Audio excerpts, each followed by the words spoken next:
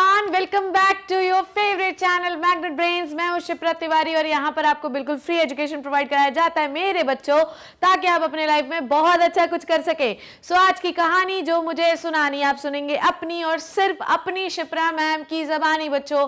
और आज हम एक बहुत ही इंपॉर्टेंट टॉपिक पढ़ने वाले हैं जो कि है कैंसर। पर उससे पहले आपको मैं बता दूं कि लास्ट क्लास में हम लोगों ने HIV एड्स के बारे में पढ़ा। वो लेक्चर बहुत बहुत बहुत इंपॉर्टेंट है बच्चों, उससे क्वेश्चन आने वाला है। तो जाइए देखिए, इंतजार किस बात का है यार, जाओ देखो, ठीक है। वो एक और इंपॉर्टेंट इंफॉर्मेशन ये है जो मैं आपको हर दिन देती हूँ और आई होप कि आप उसको फॉलो भी कर रहे हैं। Follow our team if you want to become a doctor और द इंजीनियर।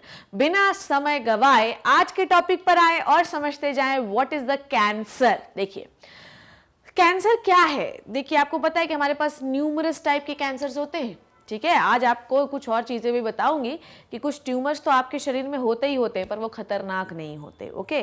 कैंसर एक ऐसा प्रोसेस है बॉडी का जिसमें नॉर्मल सेल को जो है चंडाली चढ़ जाती है और वो चंडाली चढ़ते चढ़ते कुछ और ही करने लग जाती है। मेरी बात समझ में आ रही है आपको क्या बोल रही हूँ मैं?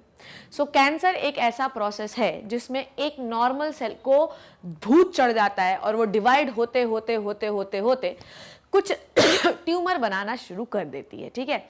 सो cancer is uncontrolled growth of the normal cell, ठीक है। एंड जब एक नॉर्मल सेल एक अनकंट्रोल्ड ग्रोथ शुरू कर देती है देन इट बिकम कैंसरस और it will form the tumour. समझ में आई बात? So what is a cancer? Cancer is nothing, it is the uncontrolled growth of cell without differentiation. लिख दो यहीं पर, बोलिए बोलिए बोलिए, यहीं पे लिख दो, यहीं पे लिख देती हूं मैं, आइए ध्यान समझिए। इट इज द अनकंट्रोल्ड, यहां पे लिखो uncontrolled growth of the cell without differentiation। समझ में आई बात? तो ये क्या है? Cancer is what? It is a uncontrolled growth of the cell without differentiation. Differentiation का मतलब क्या होता है? नॉर्मली जब हम सेल को डिवाइड कर देते हैं तो हर सेल को ये बता देते हैं कि तेरा काम क्या है। पर यहाँ पर कुछ ऐसी सेल्स ग्रोथ हो गई हैं जिनमें हर, जैसे मान लो कि एक सेल है, ठीक है। जैसे मान लो, ध्यान समझना यहाँ पे, है ना। जैसे मान लो यहाँ पर हमारे पास 4 सेल है, ठीक है। अब इस सेल को जो है चंडाली चढ़ी और ये बागी बनेगी, ये बनेगी बागी और बोलेगी तुम सब भाड़ में जाओ। और ये सेल जो है धीरे धीरे करके अपनी अनकंट्रोल्ड ग्रोथ करने लगेगी और ये एक ट्यूमर बना लेगी। समझ में आई बात? ये क्या बना लेगी बच्चों? ट्यूमर बना लेगी। So uncontrolled growth of the cell without cell differentiation is called cancer. समझ में आई बात? इसके लिए कोई एज नहीं होती है, इसके लिए कोई मौका नहीं होता है, इसके लिए कोई दस्तूर नहीं होता है। ये तो जिसको होना है उसको हो जाता है, ठीक है बच्चों। इतनी बात आपको समझ में आई।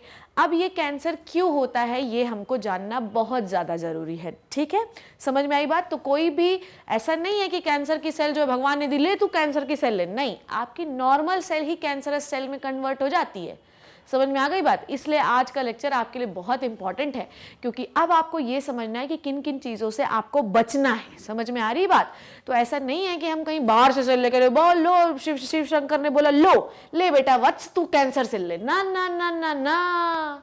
इसलिए आपको चीज़ों से प्रिवेंशन जो है अपनाना है अगर कैंसर से बचते जाना है, ठीक है। तो आज हम ये सीखेंगे कि कैसे एक नॉर्मल सेल एक कैंसरस सेल में कन्वर्ट हो जाती है और कैसे आपको एक छोटू सी सेल जो है वो मोटू सी सेल होकर वो ट्यूमर कॉज कर देती है, ठीक है। चलिए शुरू करते हैं।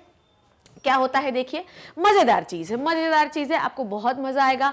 बिल्कुल भी स्ट्रेस मत लेना, एकदम आराम से पढ़ना, बहुत ही मजेदार चीज है। चलो आ जाओ। सो आज हम पढ़ने वाले हैं कैंसर, ठीक है। मजेदार सी चीज मतलब टॉपिक मजेदार है पर जिनको हो जाता है उनका जो जीवन है वो बड़ा ही अजीब सा हो जाता है बच्चों, है ना।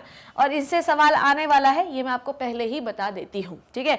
तो इसकी डेफिनेशन हम समझ गए हैं। It is the uncontrolled growth और uncontrolled proliferation of the cell without differentiation is called as tumour, ठीक है। Now listen to me very carefully, listen to me very carefully. This is the cell, ठीक है। ये आपकी कुछ sales हैं, ठीक है। ये आपके पहले में नॉर्मल, ऐसे अपन लोग 2 साइड्स बना लेते हैं। एक होता है नॉर्मल सेल डिवीजन, ठीक है। नॉर्मल सेल डिवीजन, ठीक है, ओके, और एक साइड है cancerous cell division, cancerous cell division, okay.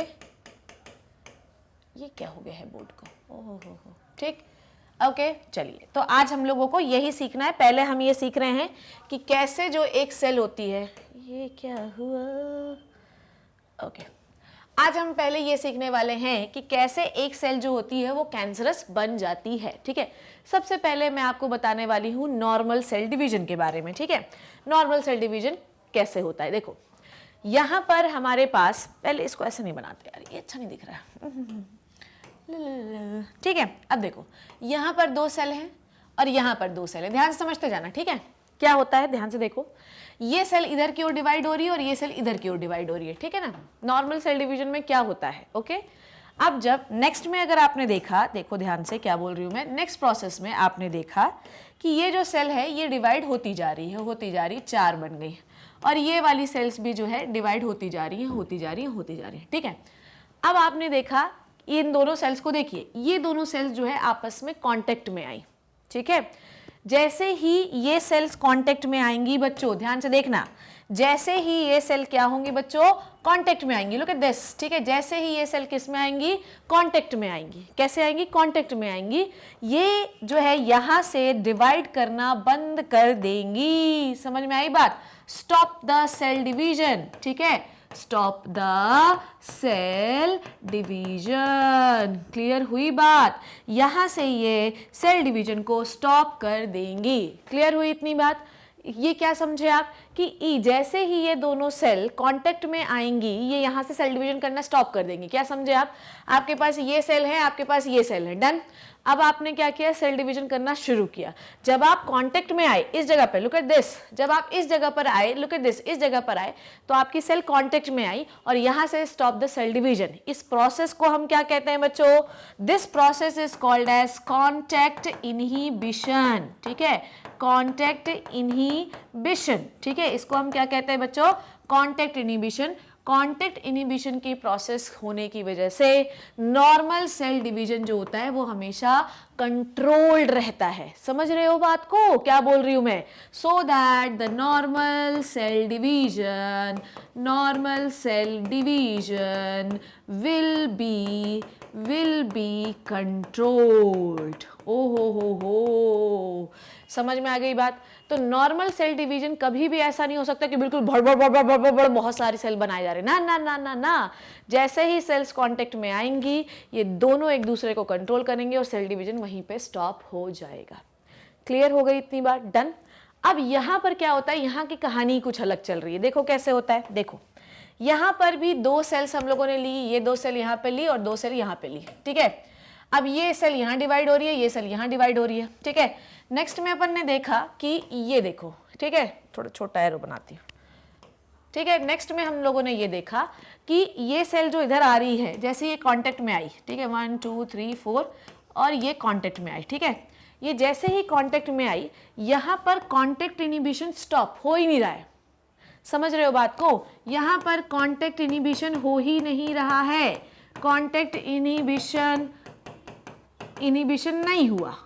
अब अगर कांटेक्ट इनहिबिशन नहीं हुआ तो क्या हुआ, अगर कांटेक्ट इनहिबिशन नहीं हुआ बच्चों तो अब कहानी कुछ अलग ही हुई। अब यहाँ पर तो जगह नहीं है तो सेल कैसे डिवाइड होने लगेगी, अगर कांटेक्ट इनहिबिशन नहीं हुआ तो cell grow like that only, ये ऊपर ऊपर ऐसे डिवाइड होने लगेगा, ये समझ में आई बात। और ये बना लेगा ट्यूमर, क्या बना लेगा, ट्यूमर। लो समझ में आई बात। तो आपको मैं यही समझाने की कोशिश कर रही हूं कि जैसे मान लो कि इस सेल पर इफेक्ट हुआ, इस सेल पर कोई कार्सिनोजन आ गया, ठीक है। इस सेल पर क्या आ गया बच्चों, इस सेल पर कोई कार्सिनोजन आ गया। कार्सिनोजन क्या होते हैं, कार्सिनोजन होते हैं कैंसर कॉजेटिव एजेंट। कार्सिनोजन क्या होते हैं, कैंसर कॉजेटिव एजेंट। अगर इस सेल पर कोई कैंसर कॉजेटिव एजेंट आ गया तो ये सेल जो होती है ये अनकंट्रोल्ड ग्रोथ शो करती है। क्या शो करती है बच्चों, ये शो करती है अनकंट्रोल्ड ग्रोथ। बहुत ही अजीब लिखा मैंने, ये सेल क्या शो करती है, uncontrolled growth. The cell shows the uncontrolled growth, done. और ये सेल जो है धड़ धड़ धड़ धड़ धड़ धड़ धड़ धड़ धड़ धड़ डिवाइड करती है और ये देखो एक ऐसा ट्यूमर बना देती है। क्लियर है, समझ में आई बात? तो कैंसरस सेल डिवीजन में कोई कांटेक्ट इनिबिशन नहीं होता, जिसकी वजह से कभी भी सेल्स को ये पता ही नहीं चल पाता कि अभी उन्हें बंद करना है सेल डिवीजन। पर नॉर्मल सेल डिवीजन में जब दो सेल आपस में कांटेक्ट करती हैं तो वो शो करती हैं कांटेक्ट इनिबिशन का मैकेनिज्म और वहीं पे सेल डिवीजन को स्टॉप कर देती है। समझ आया कि कैसे एक नॉर्मल सेल कैंसरस सेल में कन्वर्ट हो जाती है? तो पहला पॉइंट हमको ये समझ में आया कि नॉर्मल सेल में जब कोई कार्सिनोजन आता है तो वो अपनी कांटेक्ट इनिबिशन की प्रॉपर्टी को खो देती है। वो किसी भी सेल के कांटेक्ट में आएगी तो बोलेगी बाहर बजा, मुझे तेरे से कोई मतलब नहीं, वो ऊपर अपना जो है सेल डिवाइड करने लगेगी। क्लियर हुआ इतना बात? इसमें कोई कंफ्यूजन तो नहीं? नाउ द प्रॉब्लम इज, ध्यान से सुनो, ये समझ में आ गया आपको?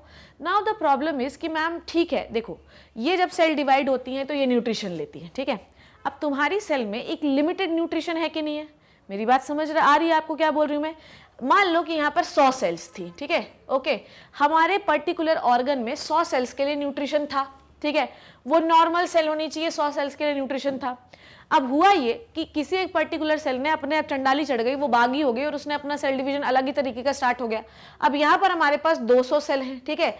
तो क्या होगा बोलो? न्यूट्रिशन तो आपके पूरे उस ऑर्गन में 100 ही सेल का था। उस ऑर्गन में अगर 100 सेल है तो न्यूट्रिशन भी 100 ही सेल का था। अब आपके पास तो उस ऑर्गन में क्या हुआ है? 200 सेल आ गई हैं, तो न्यूट्रिशन क्या होगा?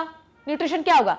न्यूट्रिशन डिवाइड होगा। ट्यूमरस जो सेल होंगी वो न्यूट्रिशन खींचना शुरू कर देंगी, तो नॉर्मल सेल को न्यूट्रिशन नहीं मिल पाएगा, तो नॉर्मल सेल मरने लगेंगी। और अगर नॉर्मल सेल मरने लगेंगी तो कुछ दिन के बाद वो ऑर्गन ही डेड हो जाएगा। समझ में आ रही बात कि कैंसर इतना खतरनाक क्यों होता है? कैंसर में हम क्या कर रहे हैं? कैंसर में कीमोथेरेपी देते हैं, रेडियोथेरेपी देते हैं, तो ये सब क्यों दे रहे हैं? क्योंकि हमें उन कैंसर सेल्स को ही मारना है। समझ में आ रही बात? और अगर एक भी कैंसर सेल बचती है तो फिर से वो प्रोलिफरेट करके ट्यूमर बनाना शुरू कर देती है। प्रॉब्लम ये है कि आपके बॉडी में अगर मान लीजिए कि 50 ग्राम न्यूट्रिशन है और वो पूरे बॉडी के लिए सफिशिएंट है, पर आपने इतनी ज्यादा एक्स्ट्रा सेल बना रखी है जिनका कोई मतलब नहीं, वो बस बनी जा रही हैं, तो अब वो 50 ग्राम जो है उनमें भी डिवाइड करना पड़ेगा, तो नॉर्मल सेल को न्यूट्रिशन नहीं मिलेगा, तो नॉर्मल सेल डिवाइड करना बंद हो जाएंगी और वो मरने भी लगेंगी, ठीक है। और अगर आपके पर्टिकुलर ऑर्गन में नॉर्मल सेल का नंबर कम होने लगा, वो मरने लगी, तो वो ऑर्गन कुछ समय के बाद डेड हो जाएगा और उसमें सिर्फ आपको ट्यूमरस सेल ही दिखाई देंगी और उस ऑर्गन में ट्यूमर हो जाएगा। This is called as cancer. इसलिए कैंसर इतना खतरनाक होता है क्योंकि वो नॉर्मल प्रोसेस में इंटरफेयर करने लग जाता है, नॉर्मल सेल्स को मारना शुरू कर देता है। क्लियर हो गई इतनी बात? डन हो गई? तो आपको ये समझ में आया कि नॉर्मल सेल कैंसरस जो है वो कार्सिनोजेंस की वजह से हो जाती हैं। कैंसर कॉजेटिव एजेंट आता है, उसमें कुछ चेंजेस कर देता है, तो वो कॉन्टैक्ट इनिबिशन खो देती हैं और वो ट्यूमर बनाना शुरू कर देती हैं। क्लियर हुई है इतनी बात? इसमें कोई कंफ्यूजन तो नहीं है? डन है? अब आइए आपको यहाँ अभी आपको मैं और बताती हूँ कि एक जो सेल होता है वो कैंसरस क्यों हो जाता है, टीलोमेरेज एक्टिविटी है। पर उससे पहले आपको मैं थोड़ा सा पढ़ाना चाहती हूँ अपनी स्लाइड, उसके बाद बताऊंगी टाइप्स ऑफ ट्यूमर, ठीक है। ये भी क्लियर हो गया होगा आई होप आपको। चलिए, कॉन्टैक्ट इनिबिशन का प्रोसेस समझ में आया? In our body the cell growth and differentiation is highly controlled and regulated process. बिल्कुल सही बात है कि हमारे देखो कैसे डिवाइड, कैसे ऊपर दर जो है सेल जो है डिवाइड हुए जा रही, देख रहे हो कि नहीं देख रहे हो, है ना। तो हमारी बॉडी में जो ग्रोथ होता है, ध्यान से समझना, हमारी बॉडी में जो सेल्स की ग्रोथ होती है, हमारी बॉडी में जो सेल डिवाइड होती हैं, फिर वो जो सेल्स बनी हुई हैं उनका पर्टिकुलर एक काम जो है बनता है। जैसे कि मान लीजिए हमारे पास एक सेल है, तो हमारी सेल में हमारे उस सेल से बहुत सारी सेल्स बनी, तो हम ये बोलते हैं कि इस सेल को ये काम दे रहे, जैसे स्टेम सेल्स होती हैं हमारे जो बॉडी में, स्टेम सेल्स होती हैं, जब वो स्टेम सेल्स डिवाइड होती हैं तो हर ऑर्गन के लिए पर्टिकुलर सेल्स बनाती हैं, तो उनका काम डिवाइड हुआ। तो हमारी बॉडी में प्रोसेस रेगुलेटेड है कि भैया आपको इसके लिए, इस ऑर्गन के लिए इतनी सेल बनानी है, इस ऑर्गन के लिए इतनी सेल बनानी है, ये वाला सेल इस ऑर्गन के लिए काम करेगा, ये वाला सेल इस ऑर्गन के लिए काम करेगा, ठीक है ना। तो इट इज वेरी रेगुलेटेड, मतलब ऐसा नहीं कि कोई कहीं भी चला जा रहा है। स्टेम सेल्स जो है सबके लिए डिसाइड करते हैं, तू लीवर की सेल है, तू किडनी की सेल है, तू इसकी सेल है, ठीक है। पर कभी कभी ऐसा होता है कि कभी कभी abnormal and uncontrolled division of cell हो जाता है, ठीक है। क्यों? क्योंकि ब्रेकडाउन हो जाता है रेगुलेटरी मैकेनिज्म का। और ये रेगुलेटरी मैकेनिज्म क्या है मेरे लल्ला? ये है मेरे बच्चों कॉन्टैक्ट इनहिबिशन, ठीक है। तो कभी कभी बॉडी में कॉन्टैक्ट इनहिबिशन खत्म हो जाने की वजह से रेगुलेटरी मैकेनिज्म का ब्रेकडाउन हो जाता है, जिसकी वजह से सेल्स जो होती हैं वो अनकंट्रोल्ड ग्रोथ शुरू कर देती है। लुक एट दिस, ठीक है।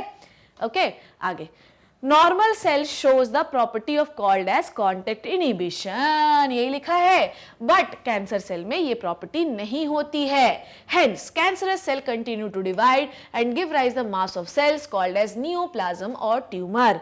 तो इसको हम ट्यूमर या नियोप्लाज्म भी कहते हैं, नियोप्लाज्म। ओके ठीक है, अब इसमें बेटा जी स्टार लगा लीजिए क्योंकि इससे सवाल आपको पूछा जा सकता है। स्टार लगा लो इसमें 2 4 10 12, ठीक है। ये होता है ट्यूमर या नियोप्लाज्म, इससे सवाल आ सकता है, ठीक है। डन हो गई इतनी बात, ठीक। तो नॉर्मली हम कैंसरस सेल को आपकी एक्टिवेटर जो नेचुरल किलर सेल्स होती हैं, जो आपकी वो होती है साइटोटॉक्सिक टी सेल, वो इस तरीके से मार देती है। जैसे उनको समझ में आता है कि भैया अपनी सेल तो नहीं है, इसको मारो। पर कई बार ऐसा होता है कि इन सेल्स का नंबर इतना ज़्यादा हो जाता है कि नहीं मार पाती है टी सेल्स, ठीक है। आगे बढ़ते हैं, आइए अब आपको कुछ और चीज़ें सिखाती हूँ। आपके पास 2 प्रकार के ट्यूमर हैं बच्चों, ठीक है। एक होता है बिनाइन ट्यूमर और एक होता है मैलिग्नेंट ट्यूमर, ठीक है। इसको पढ़ लें थोड़ा सा, देखो लिख देते हैं ना तो आपको जो है दिमाग ज़्यादा खुल जाता है। जब लिख देती हूँ तो आपको दिमाग जो है मैंने देखा है ज़्यादा खुलता है, ठीक है। टाइप्स ऑफ ट्यूमर के बारे में फटाफट से बात करते हैं। टाइप्स ऑफ ट्यूमर, चलो देखो, ठीक, चलो चलो टाइप्स ऑफ ट्यूमर देख लें, मज़ेदार चीज़ है। आओ देखो बच्चों, टाइप्स ऑफ ट्यूमर जो है ये 2 प्रकार का होता है, ठीक है। ये टाइप्स ऑफ ट्यूमर कितने प्रकार का है बच्चों? 2 प्रकार का। डन। ये 2 प्रकार के कौन कौन से हैं? पहला है, ये डंडी ठीक बनाई मैंने, ये भी डंडी ठीक बनाई मैंने, चलो ठीक। अब ये ट्यूमर जो है बेसिकली 2 प्रकार के हो सकते हैं। पहला कौन सा है बच्चों? पहला कौन सा है? देखो तो भी डंडी मेरी अजीब ही गई है ना, इजंट इट। चलो खैर कोई दिक्कत नहीं उससे। सबसे पहला जो ट्यूमर हम पढ़ रहे हैं वो है benign tumour, very important tumour, ठीक है।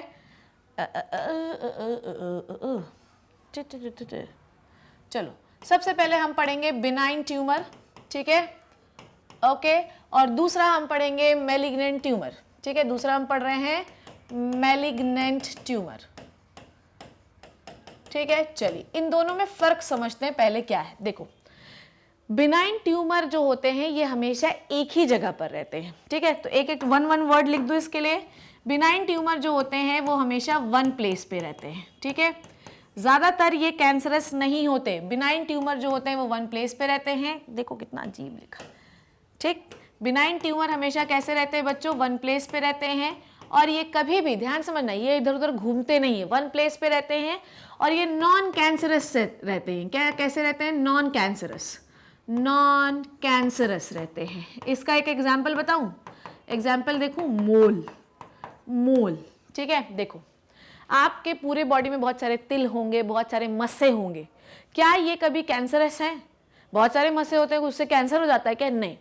कभी कभी कुछ सेल्स जो होती हैं वो अनकंट्रोल्ड ग्रोथ शो करती हैं, पर वो इधर से उधर जाती नहीं गई, वो उसी जगह पे रहती हैं। तो या तो हम उस जगह से उसको कटवा के हटवा दें, और नहीं भी हटवाएंगे तो उसकी सेल्स जो होती हैं वो इधर उधर जा नहीं रही हैं। समझ में आई बात? उसकी सेल्स इधर उधर नहीं जा रही हैं, उसकी सेल्स वहीं पर हैं। और अगर उसकी सेल्स वहीं पर हैं बच्चों तो कोई खतरा है क्या? नहीं, ठीक है। तो ये जो सेल्स होती हैं, ये जो सेल्स क्या नाम है, ये वाला जो ट्यूमर होता है ये खतरनाक नहीं होता है, ठीक है। तो ये बिनाइन ट्यूमर वो ट्यूमर होते हैं जिसमें अनकंट्रोल्ड ग्रोथ ऑफ सेल्स तो हुआ है, पर वो सेल इधर उधर घूम नहीं रही, उसी जगह पर कलेक्टेड है, तो ये खतरनाक नहीं होता, ठीक है। पर ध्यान से समझना, यहाँ पर क्या होता है, बस ऐसी कहानी है। थोड़ा छोटा सा डायग्राम बना देती हूँ कि ये सेल, यहाँ पर सेल हैं और यहाँ पर बस एक अनकंट्रोल्ड ग्रोथ आपको दिखाई दे रही है, पर ये ट्यूमर आपका हिलता हुआ नहीं दिखाई देगा। अब प्रॉब्लम तब बन जाती है जब यही बिनाइन ट्यूमर मैलिग्नेंट में कन्वर्ट हो जाता है। मैलिग्नेंट ट्यूमर की कहानी ये है, ध्यान से समझते जाना क्या बोल रही हूँ मैं। सपोज दैट कि हमारे पास ये एक ट्यूमर पड़ा हुआ है, ठीक है, ला ला ला ला ला ला ला ला, ठीक है, ये एक ट्यूमर पड़ा हुआ है। और यहाँ पर बच्चों हमारी क्या है, ब्लड वेसल्स है, ठीक है, लिम्फेटिक वेसल्स भी हो सकती, ब्लड वेसल्स भी हो सकती हैं। अब यहाँ पर महाशय जी एक सेल्स जो है, यहाँ से 2 सेल निकली और ये 2 सेल यहाँ आ गई, ठीक है, ठीक है, ये 2 सेल्स जो है यहाँ चली आई और फिर जाकर ये पर्टिकुलर किसी ऑर्गन में सेटल हो गई। मान लो कि ये स्टमक में सेटल हो गई, ठीक है, मान लो कि ये स्टमक में सेटल हो गई, ठीक है। ये सेल यहाँ से आई और ये सेल जो है ये स्टमक में सेटल हो गई और यहाँ पर इन्होंने ट्यूमर बनाना शुरू किया। तो जब आपका ट्यूमर एक जगह से दूसरी जगह घूम रहा है, समझ में आ रही बात, जब कैंसरस सेल, ठीक है, कैंसरस सेल जो है वो क्या हो रही है, मूव हो रही है, ठीक है, कैंसरस सेल क्या हो रही है, मूव हो रही हैं, इसे हम कहते हैं और मूव होकर क्या बना रही हैं, ट्यूमर बना रही हैं, ठीक है, ट्यूमर फॉर्मेशन कर रही हैं। ट्यूमर फॉर्मेशन कहाँ कर रही हैं बच्चों, tumour formation at different place, ठीक है। जब ट्यूमर फॉर्मेशन हो रहा है डिफरेंट प्लेस में, then this is called as malignant tumour. और बच्चों जी जो इंपॉर्टेंट चीज है वो बता रही हूं मैं, इस प्रोसेस को आप कहते हैं metastasis. I hope it is visible to you people, it is very important, इसको आपको स्टार लगाना पड़ेगा। ये है मैलिग्नेंट ट्यूमर बच्चों, ठीक है, इंपॉर्टेंट, ठीक, समझ में आ गई बात, क्या क्या बोला मैंने। अगर आपका ट्यूमर एक ही जगह पे हिल डुल कहीं भी नहीं रहा है, दिस इज बिनाइन ट्यूमर। आपके शरीर में ऐसे बहुत सारे ट्यूमर, मस्से हो गए, तिल हो गए, ये कुछ नहीं, क्लस्टर ऑफ सेल्स ही तो हैं, ये कुछ नहीं हो रहा है यहाँ पे, these are the cluster of cell, कुछ नहीं हो रहा है, ये कहीं हिले डुलेंगे नहीं। पर अगर मान लीजिए कोई आपके शरीर में ये एक ट्यूमर बना हुआ है और ये ट्यूमर की जो सेल्स हैं वो ब्लड वेसल्स या ब्लड के माध्यम से और लिम्फ के माध्यम से इधर उधर जाकर सेटल हो रही हैं, तो वो क्या करेंगी, मान लो ये सेल जो इधर आई और ये जो है स्टमक की सेल्स पे बैठ गई। अब स्टमक की सेल्स जो है, जब वो भाई आपके स्टमक में जो खाना है सेल्स के लिए वो तो लिमिटेड है स्टमक की सेल्स के लिए, अब वहाँ पर ट्यूमर की सेल्स आ गई और ट्यूमर की सेल धड़ धड़ धड़ धड़ धड़ धड़ धड़ धड़ धड़ धड़ डिवाइड हुए जा रही है, तो वो क्या करेंगी बच्चों, वो करेंगी ये कि वो स्टमक के आसपास की जो नॉर्मल सेल है उनका भी भोजन खींच लेंगी। अब स्टमक की सेल बेचारी बोलेगी हे भगवान ये चुड़ैलन आ कहाँ से गई, और वो बेचारी कुछ नहीं कर पाएंगी और ये धड़ाधड़ जो है क्या कर सकती हैं, डिवाइड करके स्टमक में ट्यूमर या किसी और जगह पर ट्यूमर बना सकती हैं। इस प्रोसेस को जब सेल मूव करके किसी दूसरे ऑर्गन में ट्यूमर बनाना शुरू कर देती है, इस ट्यूमर को हम मैलिग्नेंट ट्यूमर कहते हैं। और इस प्रोसेस को जब सेल मूव कर रही है कैंसर सेल और अलग अलग जगहों पर जाकर ट्यूमर बना रही है, दिस इज कॉल्ड एज आपकी मेटास्टैसिस, ठीक है, समझ में आई बात। And it is the most dangerous property, ये भी आपको पता होना चाहिए, मोस्ट डेंजरस प्रॉपर्टी है, most dangerous property of the cancer, ठीक है, प्रॉपर्टी ऑफ कैंसर, ठीक है। तो जब हम ये कहते हैं कि आपका जो कैंसर है वो आपका मैलिग्नेंट हो गया है, तो हम ये कह रहे हैं कि शायद उस बंदे को बचा पाना मुश्किल हो। क्लियर हो गया, अब ये कहानी क्लियर हो गई आपको, आगे बढ़ें। सो बिनाइन ट्यूमर जो होता है ये हमेशा ओरिजिनल पोजीशन पे रहता है और कभी भी दूसरे पार्ट पे स्प्रेड नहीं करता, it is like that only, ठीक है, बिनाइन ट्यूमर है, ये नहीं इधर उधर स्प्रेड करेगा, okay. Next is malignant tumour. Malignant tumour को हम न्यूप्लाज्म, आप समझे यहाँ पे न्यूप्लाज्म हमने क्या बोला था, what is a neoplasm, cancer formation, ये देखो tumour formation, mass of the cell is called as neoplasm. इसको हम न्यूप्लास्टिक ट्यूमर ही कहते हैं क्योंकि नए नए ट्यूमर्स बनाता है। बिनाइन ट्यूमर एक बार बन गया तो वो कहीं और मूव नहीं करता, ठीक है। तो मैलिग्नेंट ट्यूमर ऐसा होता है कि नए नए बनाता है, इसीलिए हम इसको न्यूप्लास्टिक ट्यूमर सेल्स कहते हैं। बहुत रैपिडली डिवाइड करती है और ये क्या करती है कि ब्लड के माध्यम से आके इधर उधर ऑर्गन में घुस जाती है और घुसती जाती है। तो जैसे जैसे ये जगह बनाती है, बेसिकली क्या होता है कि बस पे अपन चढ़ते हैं, ठीक है, फिर अपन को बोलते हैं दीदी जी, हम when I was in school, तो जब मैं स्कूल की बस में चढ़ती थी तो मैं बोलती थी दीदी थोड़ी, कॉलेज की लड़कियां रहती थी तो हम लोग को छोटा बच्चा समझती थी, तो हम लोग भी चंडाल कम थोड़ी थे, तो अपन बोलते थे दीदी थोड़ी जगह दे दो यार, अपन ऐसे बैठ जाए यार, ठीक है। तो दीदी बोलती थी ठीक है कोई बात नहीं बैठ जाओ, फिर अपन धीरे धीरे करके वो दीदी को उधर खिसका देते थे, दबा देते थे और अपनी पूरी जगह बना लेते थे, ठीक है। तो यहाँ पर भी ऐसा ही हो रहा है, जो मैलिग्नेंट ट्यूमर वाली सेल्स हैं वो आती हैं और नॉर्मल ऑर्गन की सेल्स में डिवाइड करती जाती है। तो इससे क्या होगा कि ये जो बाकी सेल्स हैं वो खिसकती जाएंगी और उनकी डेथ भी होती जाएगी, और ये जो पापी जो सेल्स हैं ये उनका न्यूट्रिशन भी खींचती जाएंगी, तो ये और शक्तिशाली होती जाएंगी और बेचारी नॉर्मल वाली मरती जाएंगी। और एक बात और आपको बताऊं, जो ट्यूमर सेल्स होती हैं ये थोड़ी अलग ही टाइप की होती है, थोड़ी बड़ी होती हैं। इनके पास जो इनका साइटोप्लाज्म होता है बहुत डेंस होता है, उसमें जो है डेब्रीज भी होती हैं, बहुत सारी, बहुत गंदगी भी होती है, तो ये बहुत ज़्यादा भारी और बहुत शक्तिशाली सेल्स होती हैं मैलिग्नेंट ट्यूमर्स वाली सेल्स, तो ये नॉर्मल सेल्स को मारना शुरू कर देती हैं, ठीक है, समझ में आई बात। तो invading and damaging the surrounding normal tissues, starving the normal cell, मतलब ये क्या करती हैं उनका न्यूट्रिशन खींच लेती है, जैसे नॉर्मल सेल भूखी रह जाती हैं। और ये बेसिकली ये लड़ किस चीज के लिए रही है, वाइटल न्यूट्रिएंट, जो न्यूट्रिएंट हमारी नॉर्मल सेल्स को मिलना चाहिए वो मिले, उसके लिए लड़ रही, भैया तुझे नहीं मिलेगा, मैं तेरी सौतेली बहन हूं तो मैं खाऊंगी, तू सारा तू बाहर में जा, तो नॉर्मल सेल्स को खाना नहीं देती है, जिसकी वजह से नॉर्मल सेल मरना शुरू हो जाती है, ठीक है। नाउ सेल स्लॉग्ड ऑफ, जैसे ट्यूमर बन गया, मैलिग्नेंट ट्यूमर बना हुआ है, जब सेल जो होती हैं वो क्या करती हैं, झड़ती हैं उससे, एक सेल निकली, फिर वो ब्लड में आई, ठीक है, फिर उसके बाद क्या करती हैं, क्या लगती है, distance side, tumour reach the distance side through the blood, blood के माध्यम से दूसरी जगह पे गए, whenever they get lodged into the body they start form the new tumor cells। मतलब ये क्या बता रहा है, जैसे देखो ध्यान से सुनना, मैलिग्नेंट ट्यूमर का एक और बहुत खतरनाक प्रॉपर्टी क्या होता है पता तुम्हें है, मैलिग्नेंट ट्यूमर जो होती है ना वो अपने आसपास ब्लड वेसल्स भी बना सकती है। मतलब ये इतनी खतरनाक होती है मैलिग्नेंट ट्यूमर जो होते हैं, मैलिग्नेंट ट्यूमर जो होती है, देखो ध्यान से देखो ब्लड वेसल्स कैसी बनती जा रही हैं चारों तरफ इसके। तो मैलिग्नेंट ट्यूमर वो ट्यूमर्स होते हैं जो खतरनाक होते हैं, जिनकी सेल्स मूव भी करती हैं, और जहां पर भी जाएंगी ये, जहां पर भी जाकर ये सेटल होंगी वहां पर एक नया ट्यूमर बनाएंगी, और अपने चारों तरफ ये ब्लड वेसल्स बनाने की प्रॉपर्टी भी रखती हैं, और आपके नॉर्मल बॉडी की ब्लड सेल से न्यूट्रिशन खींचना शुरू कर देंगी। तो इनके पास ये भी प्रॉपर्टी होती है कि अपनी खुद की भी ब्लड वेसल्स ये सेल्स बनवा सकती हैं और उनसे न्यूट्रिशन खींचना शुरू करेंगी। Clear? So these tumours are very dangerous बच्चों, वेरी डेंजरस। क्लियर है इतनी बात? ठीक है। The property is called as metastasis and it is most dangerous property of the malignant tumour. भैया सेल का झड़कर किसी और जगह पर किसी और ऑर्गन में जाना, उस ऑर्गन में सेटल हो जाना और फिर वहां नया ट्यूमर बनाना, this property is called as metastasis, और मैलिग्नेंट ट्यूमर की सबसे डेंजरस प्रॉपर्टी होती है। नेक्स्ट देखते हैं। आइए अब आपको एक और चीज बताती हूँ। कैंसर सेल्स जो होती हैं, एक तो पहला आपने ये सीखा कि कांटेक्ट इनिबिशन नहीं होता, ठीक है। पहला हमने सीखा कि नॉर्मल सेल कैंसरस में क्यों कन्वर्ट हो जाती है, क्योंकि कांटेक्ट इनिबिशन नहीं होता। फिर आपने सीखा टाइप्स ऑफ ट्यूमर, और अब मैं आपको सिखा रही हूँ एक और मैकेनिज्म कि जब नॉर्मल सेल जो होती है वो कैंसरस में क्यों कन्वर्ट हो जाती है। यहाँ पर भी मुझे लेना पड़ेगा ऐसा ही। अब मैं आपको फिर से सिखा रही हूँ कि एक नॉर्मल सेल जो होती है, जो मुझे याद पहले से ही था, खैर अभी बता देती हूँ। नॉर्मल सेल की बात कर रहे हैं, ठीक है। ये है नॉर्मल सेल बच्चों, और ये है आपका कैंसरस सेल, ठीक है। This is the cancerous cell.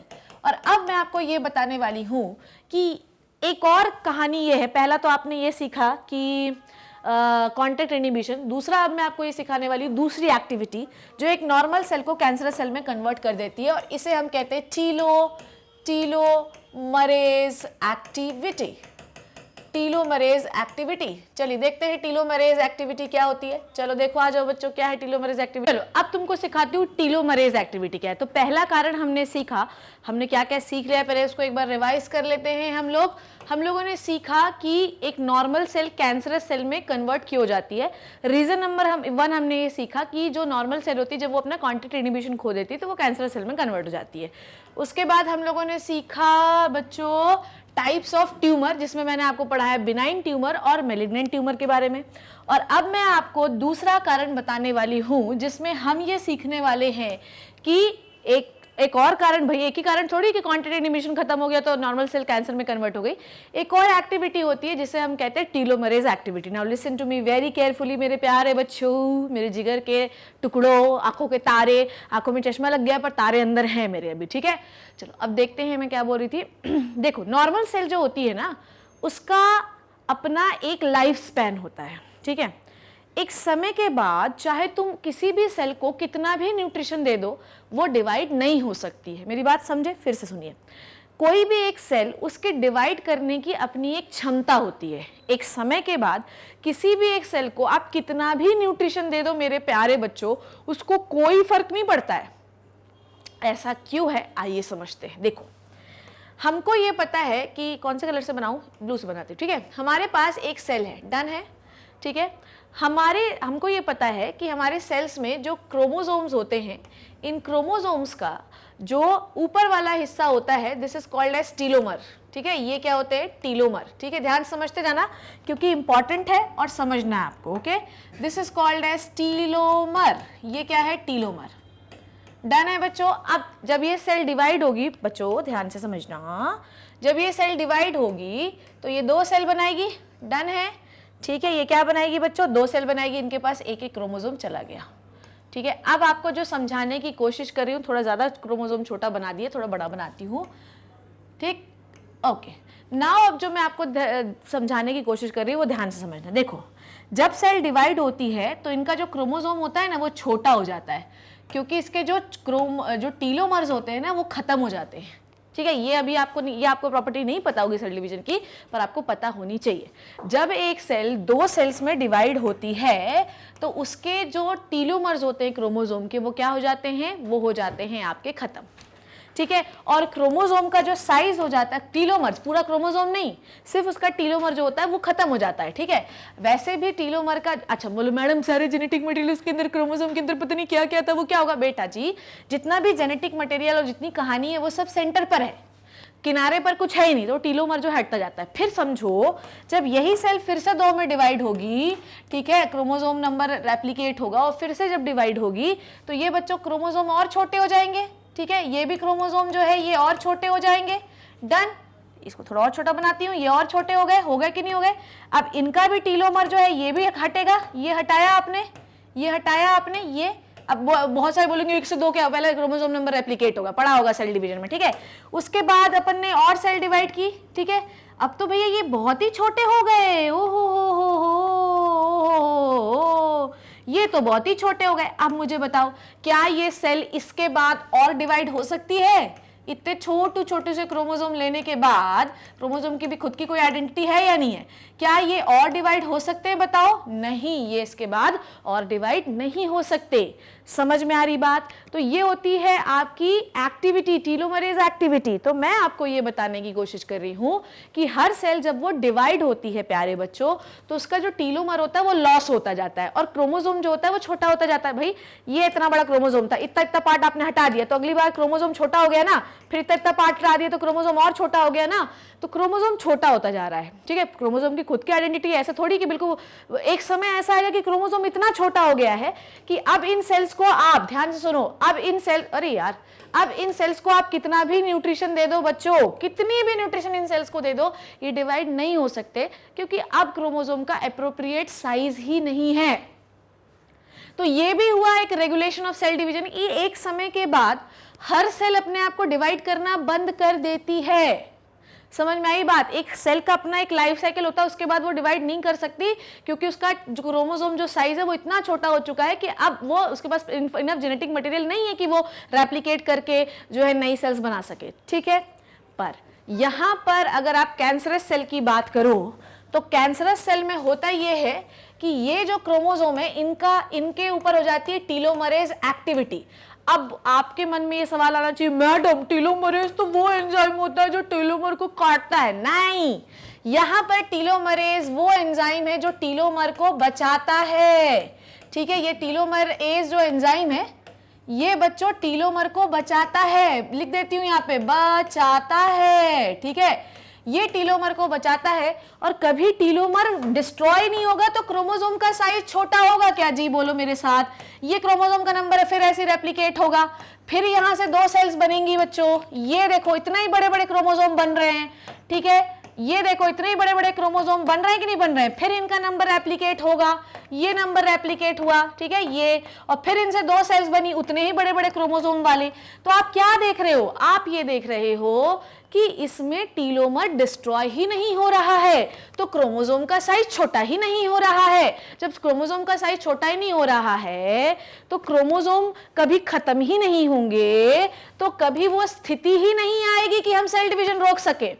तो due to the telomerase activity the cancerous cell keep dividing. समझ में आई बात? टीलोमरेज एक्टिविटी की वजह से कैंसरस सेल कीप डिवाइडिंग, यहां से ऐसा पॉइंट लगा देती हूं, कीप डिवाइडिंग। ये बात आपको क्लियर होनी चाहिए। कॉपी पेन लेके आए होगे शिप्रा मैम की क्लास में तो लिख रहे होगे, और जो लोग मजे उड़ाने आए होंगे वो मजे उड़ा रहे होंगे, है ना? ये मजा थोड़ी चल रहा, प्रवचन थोड़ी देरी तुम्हारी शिप्रा माता, है ना?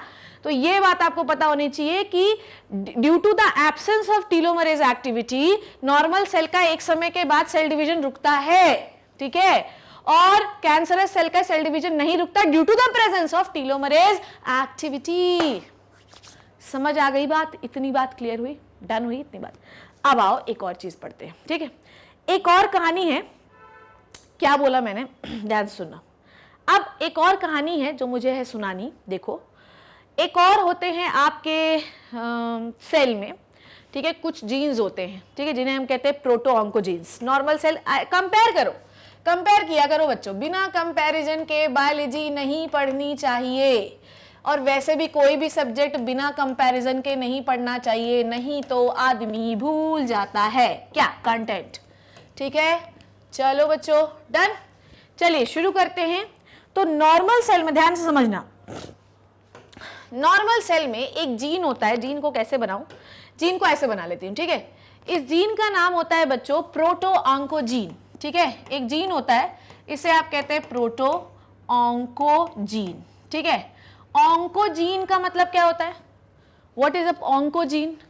अब यहां पर भी मुझे थोड़ा सा एक स्लाइड ऐड करनी पड़ेगी। देखो यहीं पे बता देती हूँ, व्हाट इज द ऑन्कोलॉजी, यहीं पे बताऊं। चलो इसको थोड़ा सा हाईलाइटेड पॉइंट में बता देती हूँ, नहीं तो फिर बोलेंगी मैम ये क्या हुआ। चलो देखो ध्यान से, देखो क्या बता रही हूं मैं, ध्यान से सुनते जाना बच्चों। What is the oncology, copy में लिखो। ठीक है, क्या होती है ऑन्कोलॉजी। देखो oncology which deals with the cancer and tumours. समझ में आई बात। द ब्रांच ऑफ बायोलॉजी लिख रही हूं, यहाँ पे दिख रहा है क्या ये, चलो वाइट से लिखती हूं। The branch of biology deals with tumors and cancers, that's it। ठीक है, तो ऑन्कोलॉजी बायोलॉजी की वो ब्रांच है जिसमें हम tumour causative agent, tumour, cancers के बारे में पढ़ते हैं। तो अगर मैं बात कर रही हूं ऑन्कोजीन्स की, मतलब it is related with the cancer. ठीक है, यही मैं आपको बता रही थी। तो हर सेल के पास, ध्यान से सुनना, each cell has the proto oncogene. हर सेल के पास एक प्रोटो-ऑन्कोजीन होता है। डन है। अब भैया जी, मेरे बच्चों जी, इसके ऊपर पड़ गया कोई कार्सिनोजन। अभी हम पढ़ेंगे कार्सिनोजन के बारे में, टेंशन नहीं लेना है आपने को। ठीक है, इसके ऊपर पड़ लिया क्या बच्चों, कोई एक कार्सिनोजन पड़ लिया। ठीक है, इसके ऊपर कोई एक कार्सिनोजन पड़ गया। अब कार्सिनोजन क्या होते हैं, कैंसर कॉजेटिव एजेंट। ये कुछ भी हो सकते हैं, डाई हो सकती है, प्लास्टिक हो सकता है, केमिकल हो सकता है, रेडिएशन हो सकता है, कपड़ा हो सकता है, दांत हो सकता है, या कुछ भी हो सकता है।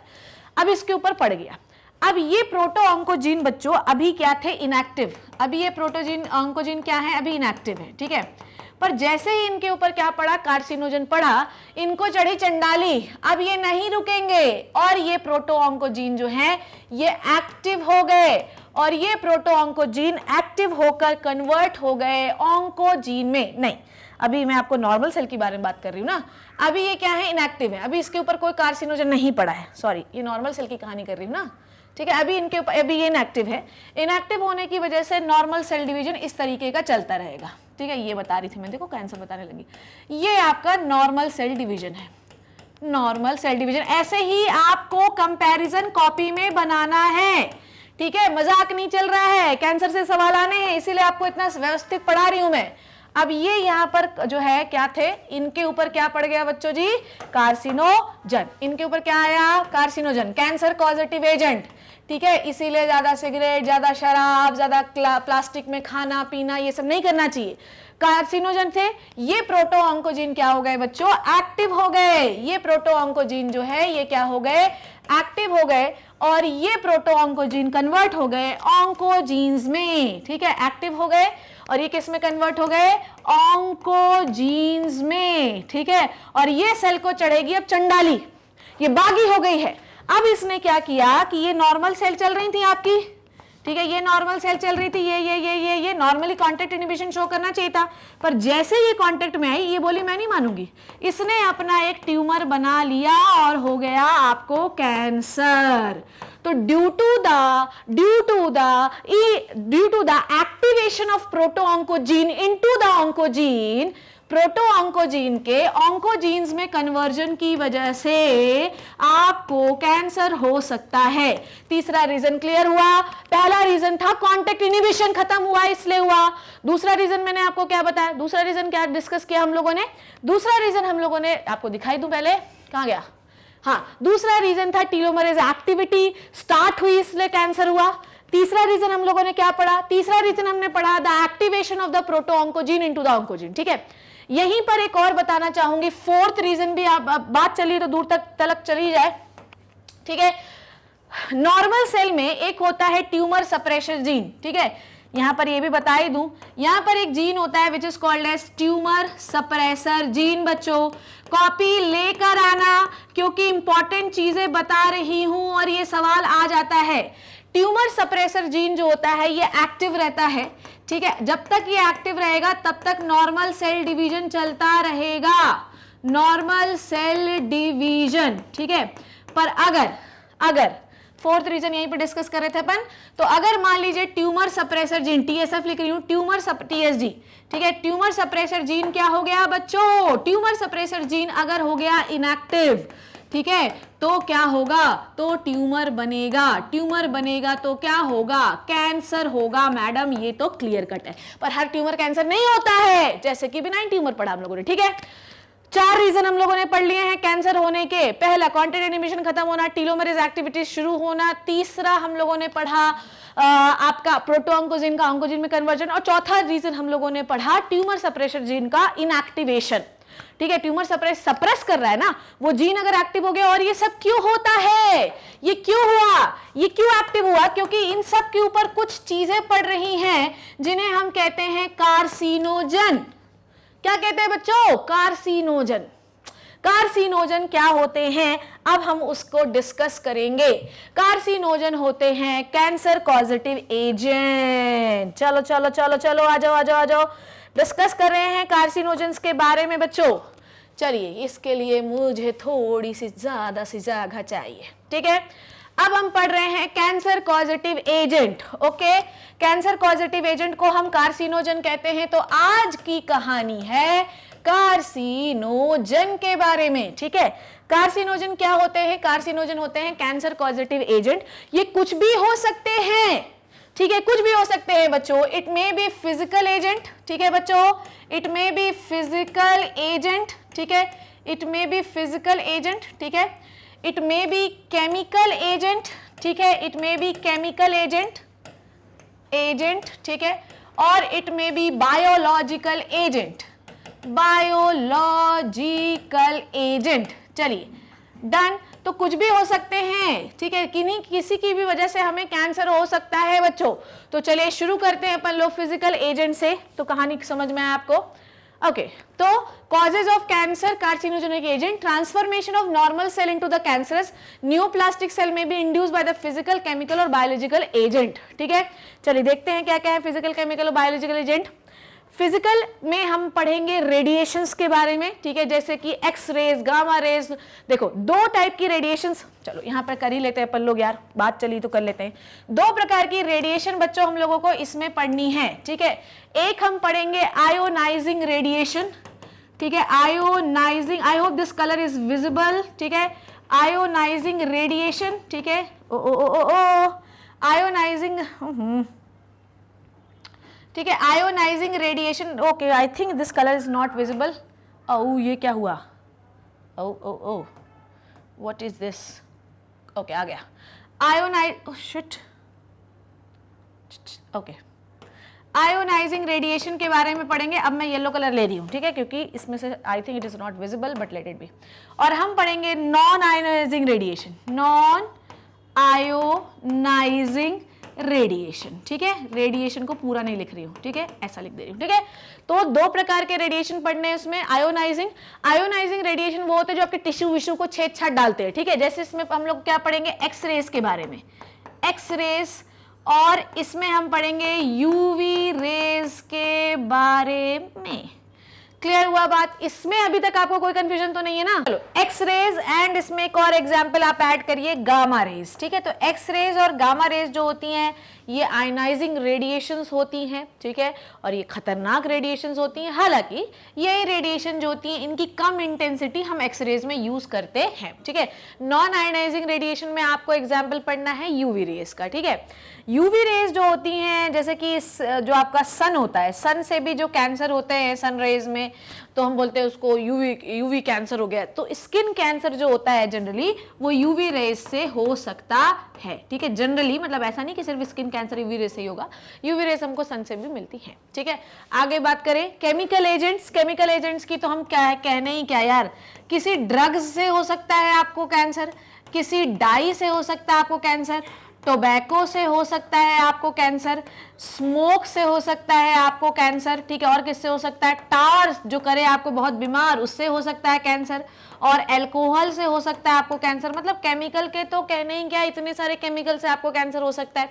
बायोलॉजिकल एजेंट में हमें बात करनी है वायरसेस की। बहुत सारे ऐसे वायरसेस होते हैं जिससे हमको कैंसर हो सकता है। एक आध एग्जाम्पल बता देती हूँ, जैसे human papilloma virus. Human papilloma virus जो फीमेल में क्या कॉज करता है, आपका सर्वाइकल कैंसर, ठीक है। ह्यूमन पैपिलोमा वायरस जो फीमेल्स में सर्वाइकल कैंसर कॉज करता है। एप्स्टाइन बर वायरस, ठीक है। तो वायरस जो भी एजेंट जो भी कैंसर कॉज करता है वो बायोलॉजिकल एजेंट में आते हैं। किसी केमिकल की वजह से आपको प्लास्टिक से भी हमको कैंसर हो सकता है, कलर से भी हमको कैंसर हो सकता है, ठीक है। ये सब होते हैं आपके केमिकल एजेंट्स। तो ये सारे कार्सिनोजन एजेंट्स होते हैं जिनकी वजह से हमको कैंसर हो सकता है। तो हमने क्या क्या पढ़ा, सबसे पहले हमने पढ़ा कि कैंसर क्या होता है, फिर हमने पढ़ा कैंसर कैसे होता है, फिर हमने पढ़ा कितने प्रकार के ट्यूमर होते हैं, फिर हमने एजेंट्स पढ़ा, और अब हम एजेंट्स को थोड़ा सा डिटेल में ले रहे हैं, ठीक है। चलो देखो, फिजिकल एजेंट जो होते हैं ये होते हैं X rays and gamma rays and non ionizing radiations जैसे कि UV rays. Now listen to me very carefully. अगर आप देख रहे हो तो ये देखो पेनिट्रेट करते हुए अंदर जा रही है रेज, और ये आपको कैंसर कॉज कर सकती है, ठीक है।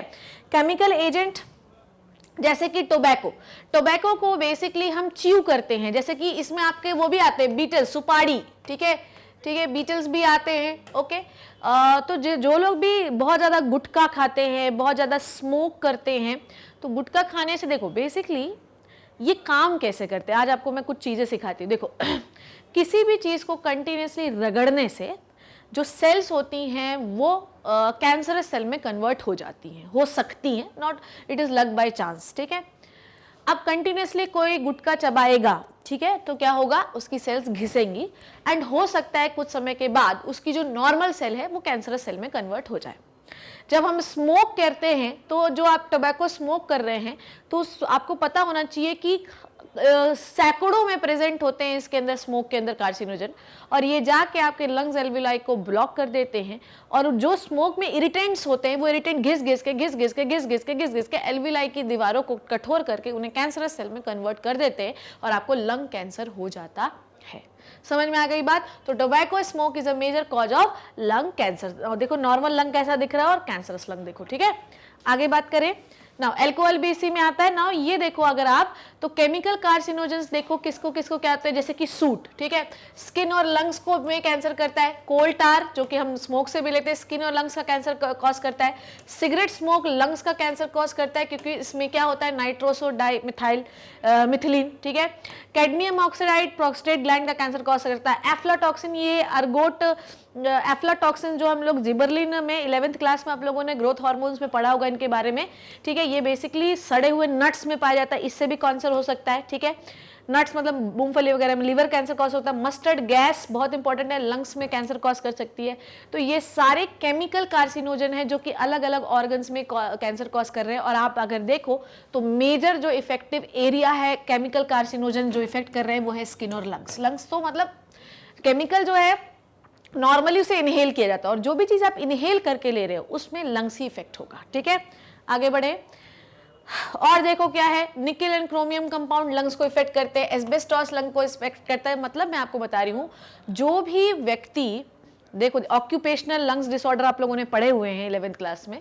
आपको कुछ और चीजें बताती हूँ। जो लोग इन एस्बेस्टॉस की कोल माइंस में वर्क करते हैं, कंटिन्यूसली उनके इनहेलेशन के दौरान इनके जो एस्बेस्टॉस है, जो कोल होता है वो अंदर जाता जाता है। ये एक इरिटेंट है जो आपकी लंग्स की दीवारों को घिसता रहता है और उसमें एक ट्यूमर कॉज करने लगता है, उसमें कैंसर कॉज करने लगता है, ठीक है। तो ये बात आपको पता होनी चाहिए कि केमिकल्स जो होते हैं अगर आप उनकी फैक्ट्री में भी काम कर रहे हो तो हो सकता है कि एयर के माध्यम से वो आपके शरीर के अंदर चले जाएं। बच्चों समझ में आ रही बात? और एयर के माध्यम से अगर आपके शरीर के अंदर चले जाएंगे तो वो इरिटेट करेंगे, और इरिटेट करके आपका कैंसर कॉज करेंगे, ठीक है। उसके बाद DES which is a diethylstilbestrol vaginal cancer cause करता है, ठीक है। विनाइल क्लोराइड ये लिवर कैंसर कॉज करता है, ठीक है। इसको याद नहीं करना, बस याद रखिएगा कि बहुत सारे केमिकल कार्सिनोजन हैं जो कि अलग अलग एरियाज को इफेक्ट करते हैं, ठीक है। नाउ अब मैं आपको बताने वाली हूं बायोलॉजिकल ऑन्कोजीन्स। ये क्या होते हैं? Biological agents. आपको मैंने ये बताया कि यहां पर थोड़ी सी मुझे जगह चाहिए। ऑन्कोजीन वाला पेज कहाँ है? ओके हम लोगों ने यहाँ पे पढ़ा कि every cell has the proto oncogene. किसी कार्सिनोजन की वजह से जो प्रोटोजीन ऑन्कोजीन जो इनएक्टिव था वो एक्टिव हो जाता है और आपका कैंसर बन जाता है। नाउ अब मैं आपको ये बताने वाली हूँ कि बायोलॉजिकल एजेंट से, ध्यान से समझना, अब मैं आपको ये समझाने वाली हूँ कि बायोलॉजिकल एजेंट से कैसे कैंसर कॉज होता है। ठीक है, देखो ध्यान से, हमको ये पता है this is the human cell. ठीक है, this is the human cell, human cell. ठीक है, और ये है ह्यूमन डीएनए, डन है। ठीक है, नाउ ह्यूमन सेल के पास कोई भी प्रोटो ऑन्कोजीन हो, उससे कोई लेना देना नहीं, प्रोटो ऑन्कोजीन है उसके पास, वो इनएक्टिव है, कोई दिक्कत नहीं, कैंसर नहीं हो सकता। पर यहाँ पर अब आपको एक बात ये समझनी जरूरी है, जैसे कि ये हो गया अपना क्या, ये हो गया अपना वायरस। वायरस थोड़ा अच्छे से बना देती हूँ मैं। ठीक है, जैसे मान लीजिए ये हो गया आपका वायरस। ठीक है, ये है आपका कोई वायरस। ठीक है, ये वायरस है। अब ये वायरस के पास कौन सा जीन है, ऑन्कोजीन। ठीक है, वायरस के पास कौन सा जीन है, ऑन्कोजीन। ठीक है, डन। जब वायरस ह्यूमन सेल को इन्फेक्ट करेगा, ध्यान से समझना, जब वायरस ह्यूमन सेल को इन्फेक्ट करेगा तो ये अपना ऑन्कोजीन किसके अंदर छोड़ देगा बच्चों, ये अपना ऑन्कोजीन ह्यूमन सेल के अंदर छोड़ देगा। नाउ द सेल, उसके पास कौन सा जीन है, से कोई लेना देना नहीं, क्योंकि वायरस का ऑन्कोजीन, ठीक है, ये ऑन्कोजीन कैसे लिखा हुआ है, क्योंकि वायरस का ऑन्कोजीन, ध्यान से समझना, ठीक है, क्योंकि वायरस का ऑन्कोजीन ह्यूमन सेल के अंदर पहुंच गया है, तो अब आपकी ये ह्यूमन सेल जो है ये कन्वर्ट हो चुकी है किसमें, कन्वर्टेड इनटू कैंसर सेल। ठीक है, ये किस में कन्वर्ट हो चुकी है, कैंसर सेल में कन्वर्ट हो चुकी है। और अब बच्चों ये क्या बनाना शुरू कर देगी, ट्यूमर बनाना शुरू कर देगी। क्लियर है, ये क्या बनाना शुरू कर देगी, ट्यूमर। क्लियर हुआ इतनी बात। तो वायरस के पास होते हैं जो, ये कौन सा वायरस हो सकता है, कुछ भी हो सकता है, ह्यूमन पैपिलोमा वायरस हो सकता है, एप्स्टाइन बर वायरस हो सकता है, ठीक है, बहुत सारे और भी वायरस होते हैं जो कैंसर कॉज कर सकते हैं। तो ह्यूमन पैपिलोमा वायरस ये किस में होता है, वुमेन्स में होता है। वुमेन्स में सबसे पहले ये क्या कॉज करता है, वॉट्स कॉज कर सकता है। कैसा वॉट्स कॉज कर सकता है, जेनाइटल वॉट्स कॉज करता है, और यही जेनाइटल वॉट्स में भी बाद में चलकर कैंसर बन जाए। तो बेसिकली जो आपके बायोलॉजिकल एजेंट होते हैं उनके पास होता है वायरल ऑन्कोजीन, और ये ऑन्कोजीन ह्यूमन सेल के अंदर घुसकर उस ह्यूमन सेल को कैंसर सेल में क्योंकि ऑन्कोजीन किसी का भी हो, ऑन्कोजीन मतलब कैंसर कॉज करेगा, और वो सेल जो है वो एबनॉर्मल बिहेव करने लगती है और डिवाइड होने लगती है और ट्यूमर कॉज कर देती है। ठीक है, आगे बढ़े। So cancer causing viruses is called as oncogenic virus. They have gene called as viral oncogene. Genes are called as cellular oncogenes और proto-oncogene have been identified in the normal cell. तो आपको ये समझना है कि ऑन्कोजीन, देखो हमारे पास कौन सा होता है, हमारे पास होता है प्रोटो-ऑन्कोजीन। प्रोटो-ऑन्कोजीन सेलुलर प्रोटो-ऑन्कोजीन्स कहते हैं इनको हम। ये आपकी सेल के अंदर है, ये हमेशा इनएक्टिव रहते हैं। तो अगर जब तक ये इनएक्टिव है तब तक आपको कैंसर नहीं हो सकता।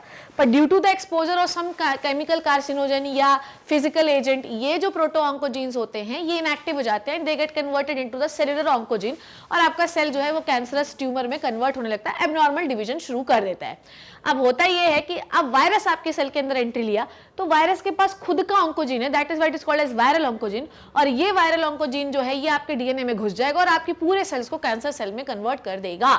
समझ में आई बात। ये देखो ये कैसा है, ये है प्रोटो ऑन्कोजीन, ये एक्टिवेटेड ऑन्कोजीन, ठीक है, और ये कैंसर सेल में कन्वर्ट हो गया। तो ये कैंसर कॉजिंग एजेंट है, यहाँ पर कुछ भी रेडिएशन आ रहा है, कुछ भी हो सकता है। ठीक है, आगे बात करें, activation of these gene under certain condition could lead to the oncogenic और carcinogenic transformation of the cell. जैसे ही अंदर एंट्री लेंगे the cell get converted into the carcinogenic cells. ठीक है, तो आपने क्या देखा कि ये है ऑन्कोजीन प्रोलिफरेशन सिग्नल, और आपकी जो सेल है वो, खैर ये डायग्राम बहुत हाई लेवल का इसलिए आपको ये समझानी नहीं है, एपोप्टोसिस वगैरह है। ठीक है, नाउ टाइप्स ऑफ कैंसर, ये क्लियर हुआ ना आपको, डन है ना इतनी बात। तो हम लोगों ने कौन कौन से पढ़े, हम लोगों ने कैंसर कॉजिव एजेंट पढ़े, हम लोगों ने कैंसर कॉजिटिव एजेंट 3 प्रकार के पढ़े, physical agent, chemical agent, biological agent. कहानी वही है, कोई भी कारण हो सकता है, 3-4 प्रकार आपको बता दिए, कॉन्टैक्ट इनहिबिशन खत्म हो जाए, मतलब बहुत सारे कारण मैंने आपको बताए। ठीक है, कैंसर होने के। नाउ अब मैं आपको बता रही हूँ क्या, अब मैं आपको समझा रही हूँ टाइप्स ऑफ कैंसर। ठीक है, और टाइप्स ऑफ कैंसर समझाने के लिए मुझे चाहिए स्लाइड, पर रहने दो, स्लाइड्स की जरूरत नहीं, वैसे समझा देती हूँ। हमारे पास अलग अलग प्रकार के कैंसर्स हैं। नॉर्मली हमारे पास कितने हैं? 3 प्रकार के कैंसर हैं। एक है कार्सिनोमा, एक है सार्कोमा और एक है ल्यूकीमिया। वैसे बहुत सारे टाइप के पढ़ेंगे हम लोग, ठीक है। एक है कार्सिनोमा, एक है आपका सार्कोमा और एक है ल्यूकीमिया, ठीक है। इनका नाम अलग अलग क्यों है वो अभी हम समझते हैं। कार्सिनोमा जो होते हैं बच्चों, जनरली वो एपिथेलियल टिश्यू का कैंसर है, ठीक है। एपिथेलियल टिश्यूज कैंसर, ठीक है। तो एपिथेलियल टिश्यू का जो कैंसर होता है उसको हम क्या कहते हैं बच्चों? कार्सिनोमा। और आपको एक बात बता दूं, 85% जो कैंसर होते हैं आपकी बॉडी में वो एपिथेलियल टिश्यू का ही कैंसर होते हैं बच्चों। 85% जो कैंसर हैं आपकी बॉडी में वो एपिथेलियल टिश्यू का ही कैंसर है, ठीक है। तो एपिथेलियल टिश्यू का कैंसर है कार्सिनोमास। अब एपिथेलियल टिश्यू जहां जहां भी, भाई सब जगह है, सब जगह। स्किन का कैंसर हो गया, ब्रेस्ट का कैंसर हो गया, पैंक्रियाज का कैंसर हो गया, गॉल ब्लैडर का कैंसर हो गया, स्टमक का कैंसर हो गया, लंग्स का कैंसर हो गया। ये सारे कैंसर किसके कैंसर हैं? आपके एपिथेलियल टिश्यू के ही तो कैंसर है, ठीक है। देखो स्किन का कैंसर दिख रहा है आपको, कान का कैंसर दिख रहा है आपको, ठीक है। तो they are the malignant growth of the epithelial ectodermal tissue, ठीक है। ये याद रखिएगा, एक्टोडर्म में होने वाले, ectoderm as we know that we have how many germ cells in the body बच्चों? हमारे पास 3 जर्म सेल हैं, एक्टोडर्म, एंडोडर्म और मीजोडर्म। इन तीनों जर्म सेल्स में किसी भी एक जर्म सेल में प्रोलिफरेशन हुआ, abnormal proliferation, they cause the cancer. अगर आपके एक्टोडर्म में प्रोलिफरेशन, अबनॉर्मल प्रोलिफरेशन हो रहा है तो कैंसर कौन सा है?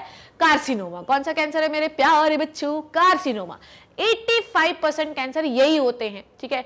Lung cancer, breast cancer, skin cancer, gall bladder cancer, pancreas cancer, ठीक है। ये सारे कैंसर जो होते हैं ये आपके जिन भी ऑर्गन का ओरिजिन एक्टोडर्मल होगा वो सारे कैंसर कार्सिनोमास होते हैं, ठीक है। That can cover the line of body organ, ठीक है। ये देखो स्किन का कैंसर दिख रहा है, कान में कैंसर दिखाई दे रहा है, सर में दिखाई दे रहा है, ठीक। आगे बढ़े, सार्कोमास, ठीक है। सार्कोमास क्या होते हैं? मीजोडर्मल टिश्यू, ठीक है। मीजोडर्मल टिश्यूज में अगर कैंसर हो रहा है, एक्टोडर्मल टिश्यूज में हो रहा है तो कार्सिनोमा, मीजोडर्मल टिश्यूज में अगर कैंसर हो रहा है, मीजोडर्मल कौन सा हो रहा है? आपका मसल है, ठीक है। कौन कौन होता है मीजोडर्मल? आपका बोन होता है, आपकी मसल होती है, ये सब मीजोडर्मल टिश्यू है। इनमें अगर कोई कैंसर है तो भैया वो सार्कोमा है, ठीक है। तो malignant growth arising tissue derived from the primitive mesoderm, ठीक है। बोन कैंसर, लिम्फ नोड का कैंसर, मसल का कैंसर, ये सारे कैंसर सार्कोमास है। नाउ हम बात करते हैं ल्यूकेमिया, ठीक है। ब्लड में अगर कैंसर हो रहा है तो इसे हम कहते हैं ल्यूकेमिया।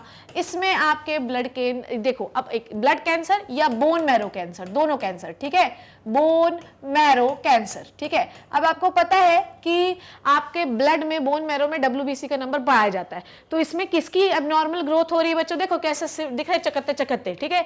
तो इसमें क्या हो रहा है बच्चों? Abnormal growth of WBC। तो मैडम अच्छा है ना, एबनॉर्मल WBC हो रही है, बढ़िया, क्या दिक्कत है? प्रोटेक्शन मिलती रहेगी? ना ना ना ना ना। कैंसर सेल वो सेल होती है जिनका, मैं आपको बताऊं, जिनमें कोई फंक्शनैलिटी नहीं होती। आपको सबसे स्टार्टिंग में जब कैंसर शुरू किया तो मैंने आपको यही पढ़ाया ना, it is the proliferation of cells without any differentiation. इनमें एबनॉर्मल सेल ग्रोथ है पर इनको क्या काम करना है इनको पता नहीं है, इनसे होता ही नहीं है, ये बड़ी ही खराब है। समझ में आ रही बात? इनको काम करना ही नहीं है, भले ये WBC एबनॉर्मल WBC है पर इनको नहीं पता है कि इनको प्रोटेक्शन देने का काम दिया गया था, पर अब ये नहीं कर सकती क्योंकि ये तो कैंसरस है। तो बेसिकली जो ल्यूकेमियाज होते हैं इनमें जो आपकी WBC होती है ब्लड में, उनमें कैंसर कॉजिंग एजेंट घुस जाते हैं और ये एबनॉर्मल बिहेव करना शुरू कर देती हैं। क्या करें इसका? कुछ नहीं, बार बार ब्लड चेंज कराने के अलावा कोई इलाज नहीं। क्लियर है? ठीक है। तो WBC एबनॉर्मली इंक्रीज्ड। आगे बढ़े। नाउ अलग अलग प्रकार के कैंसर्स होते हैं, ठीक है। अलग अलग जगहों पे कैंसर होते हैं, जैसे कि अगर आपके मिलानिन, आपकी स्किन में कैंसर हो गया, ठीक है, आपके स्किन में कैंसर हो गया तो it is called as melanoma. Look at this, आपके स्किन में कैंसर कैसे दिखाई दे रहा है। आपको अगर ग्लैंड्स में कैंसर हो गया, लुक एट दिस, पैंक्रियाज में हो रहा है तो it is called as adenoma. अगर आपके ग्लैंड्स, सॉरी ये है ग्लैंड्स, ठीक है, एडिनोमा, ये देखो, ठीक है। तो अगर आपके ग्लैंड्स में कैंसर हो गया है तो it is called as adenoma. आपके लिम्फ नोड में कैंसर हो गया है तो it is called as lymphoma. अगर आपके glial cells, what is the glial cells? Glial cells are the supporting cells of the nervous system, उनको कैंसर हो गया तो it is called as glioma. मतलब बेसिकली नाम चेंज होते जाते हैं, ठीक है। लोकेशन के अकॉर्डिंग नाम आपके चेंज होते जाएंगे, ठीक है बच्चों। और अब हम बात करने वाले हैं कि अगर मान लीजिए अगर मान लीजिए किसी को कैंसर हो गया तो कैसे हम पता कर सकते हैं, ठीक है। तो अलग अलग टाइप के टेस्ट हैं जो हमें करने पड़ते हैं। सबसे पहला टेस्ट जो कैंसर डिटेक्शन के लिए हम करते हैं वो है बायोप्सी और हिस्टोपैथोलॉजी, ठीक है। बायोप्सी और हिस्टोपैथोलॉजी का मतलब क्या होता है कि आप पैथोलॉजी देख रहे हैं, किसकी, टिश्यू की। पैथोलॉजी का मतलब इन्फेक्शन देख रहे हैं, कहीं कुछ गड़बड़ी तो नहीं है। तो बेसिकली हिस्टोपैथोलॉजी और बायोप्सी जो होती है ये सबसे पहले डिटेक्ट की जाती है जब भी हम कैंसर को डिटेक्ट कर रहे हैं। तो एक बार मैं आपको थोड़ा सा इसके लिए भी मुझे चाहिए है सामान, तो उस सामान को मैं लूंगी। चलो चलो चलो चलो, तो अब हम लोग देखेंगे कि कैंसर को हम कैसे डिटेक्ट कर सकते हैं मेरे प्यारे बच्चों, ठीक है। आसान है, आसान तो खैर कुछ भी नहीं है। देखो जिसको हो जाता है उसकी परेशानियों का तो कभी कोई अंत नहीं है, पर विल ट्राई कि जो है अपन कोशिश करें कि बचे रहें। और क्या कर सकते हैं अपन, कुछ नहीं कर सकते बच्चों। चलिए, तो अब हम पढ़ने वाले हैं कैंसर डिटेक्शन टेक्निक्स। चलिए शुरू कर लेते हैं। कैंसर डिटेक्शन, बस इतना ही काफ़ी है ना। तो कैंसर डिटेक्शन टेक्निक कर लेते हैं अपन। ला ला ला ला ला ला ला, ठीक है। चलो शुरू कर रहे हैं अपन। सबसे पहला जो हमको पढ़ना है, अलग अलग प्रकार की कैंसर डिटेक्शन टेक्निक है बच्चों। So number 1 we are going to talk about the histopathology. Histopathology, okay, या इसी को हम कह सकते हैं बायोप्सी। Biopsy done. फिर हम क्या कर सकते हैं, पेशेंट का एक्सरे कर सकते हैं। अभी आपके मन में बहुत सारे सवाल हो रहे होंगे पर बताती हूँ। एक्सरे के बाद आप क्या कर सकते हैं, सीटी स्कैन कर सकते हैं, ठीक है। यहीं पर समझाऊंगी सारी चीज़ें। और फिर आप कर सकते हैं MRI। क्लियर, ठीक है। चलिए एक एक करके समझते हैं अपन क्या है कहानी इनकी। ला ला ला ला ला ला ला ला। चलिए, सो ये है, ये है, ये है। चलो शुरू करें। सो सबसे पहले हम समझेंगे बायोप्सी के बारे में। चलिए देखते हैं क्या ये। देखो बायोप्सी का मतलब होता है कि वी नीड टू, सबसे पहले हमको इसमें क्या लेना है, जैसे कि मान लो कि किसी को हो गया है स्किन का कैंसर, ठीक है। तो सबसे पहले हमको क्या लेना है, एक स्किन का एक टिश्यू सेक्शन ऐसे काटना है, ठीक है। फिर उसको स्टेन करना है और उसके बाद माइक्रोस्कोप के नीचे देखना है। नॉर्मल सेल अगर स्किन में हमको उस एरिया पे 4 दिखनी चाहिए, तो अगर वहाँ पे 400 दिख रही है, मतलब अगर नंबर ऑफ सेल्स ज़्यादा दिख रही हैं, अब नॉर्मल ग्रोथ दिख रही, मतलब कैंसर है। तो इसमें सबसे पहले हमको क्या करना है बच्चों, सबसे पहले हमको लेना है टिश्यू का सेक्शन, ठीक है। टिश्यू का सेक्शन हम कैसे करेंगे, कट करके लेंगे, ठीक है। डन, बायोप्सी इसी को कहते हैं। और उसके बाद उसे करना है स्टेन, उसके बाद उसकी करनी है माइक्रोस्कोपी, ठीक है। ये कहानी क्लियर हुई आपको। तो आप टिश्यू सेक्शन लो, उसको स्टेन करो, उसको माइक्रोस्कोप के नीचे देखो और फिर उसमें सेल के नंबर देखो। अगर पर्टिकुलर एरिया में 4 से 8 सेल्स होनी चाहिए, पर अगर वहाँ पे 40 से 400 दिखाई दे रही हैं, इसका मतलब क्या है बच्चों, इसका मतलब ये है कि वहाँ पे नंबर ऑफ सेल्स जो है वो बहुत ज़्यादा है और एबनॉर्मल ग्रोथ शो हो रही है।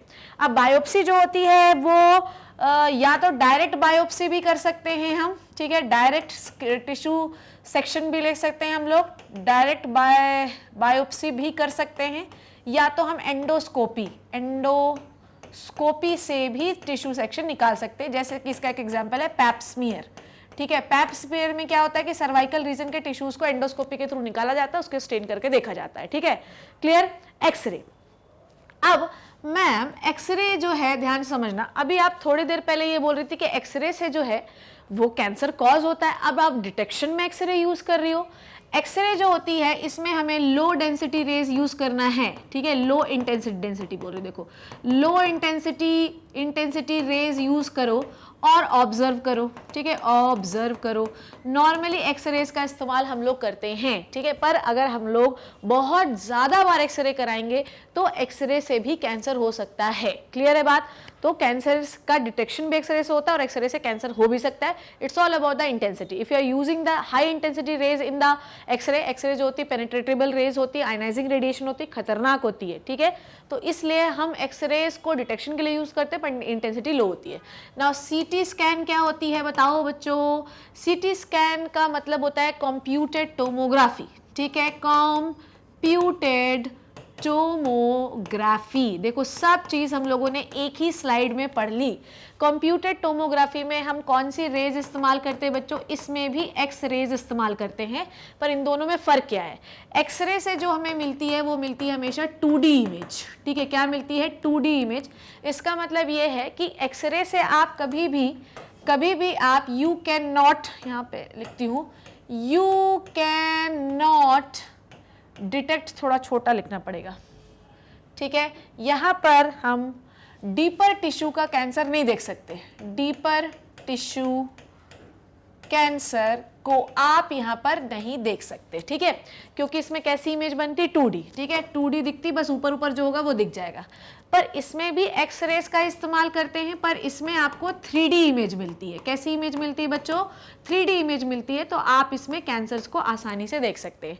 सीटी स्कैन कैसा होता है? इसमें एक पेशेंट को एक मशीन के अंदर घुसा दिया जाता है, उसके चारों तरफ से एक्सरेज आती हैं और पूरे बॉडी में आगे पीछे ऊपर नीचे कहीं भी कैंसर होगा तो तीनों चारों डायरेक्शन से आप देख सकते हो, ठीक है? ये भी जो है, ये दोनों जो है, ये दोनों खतरनाक हैं, ठीक है?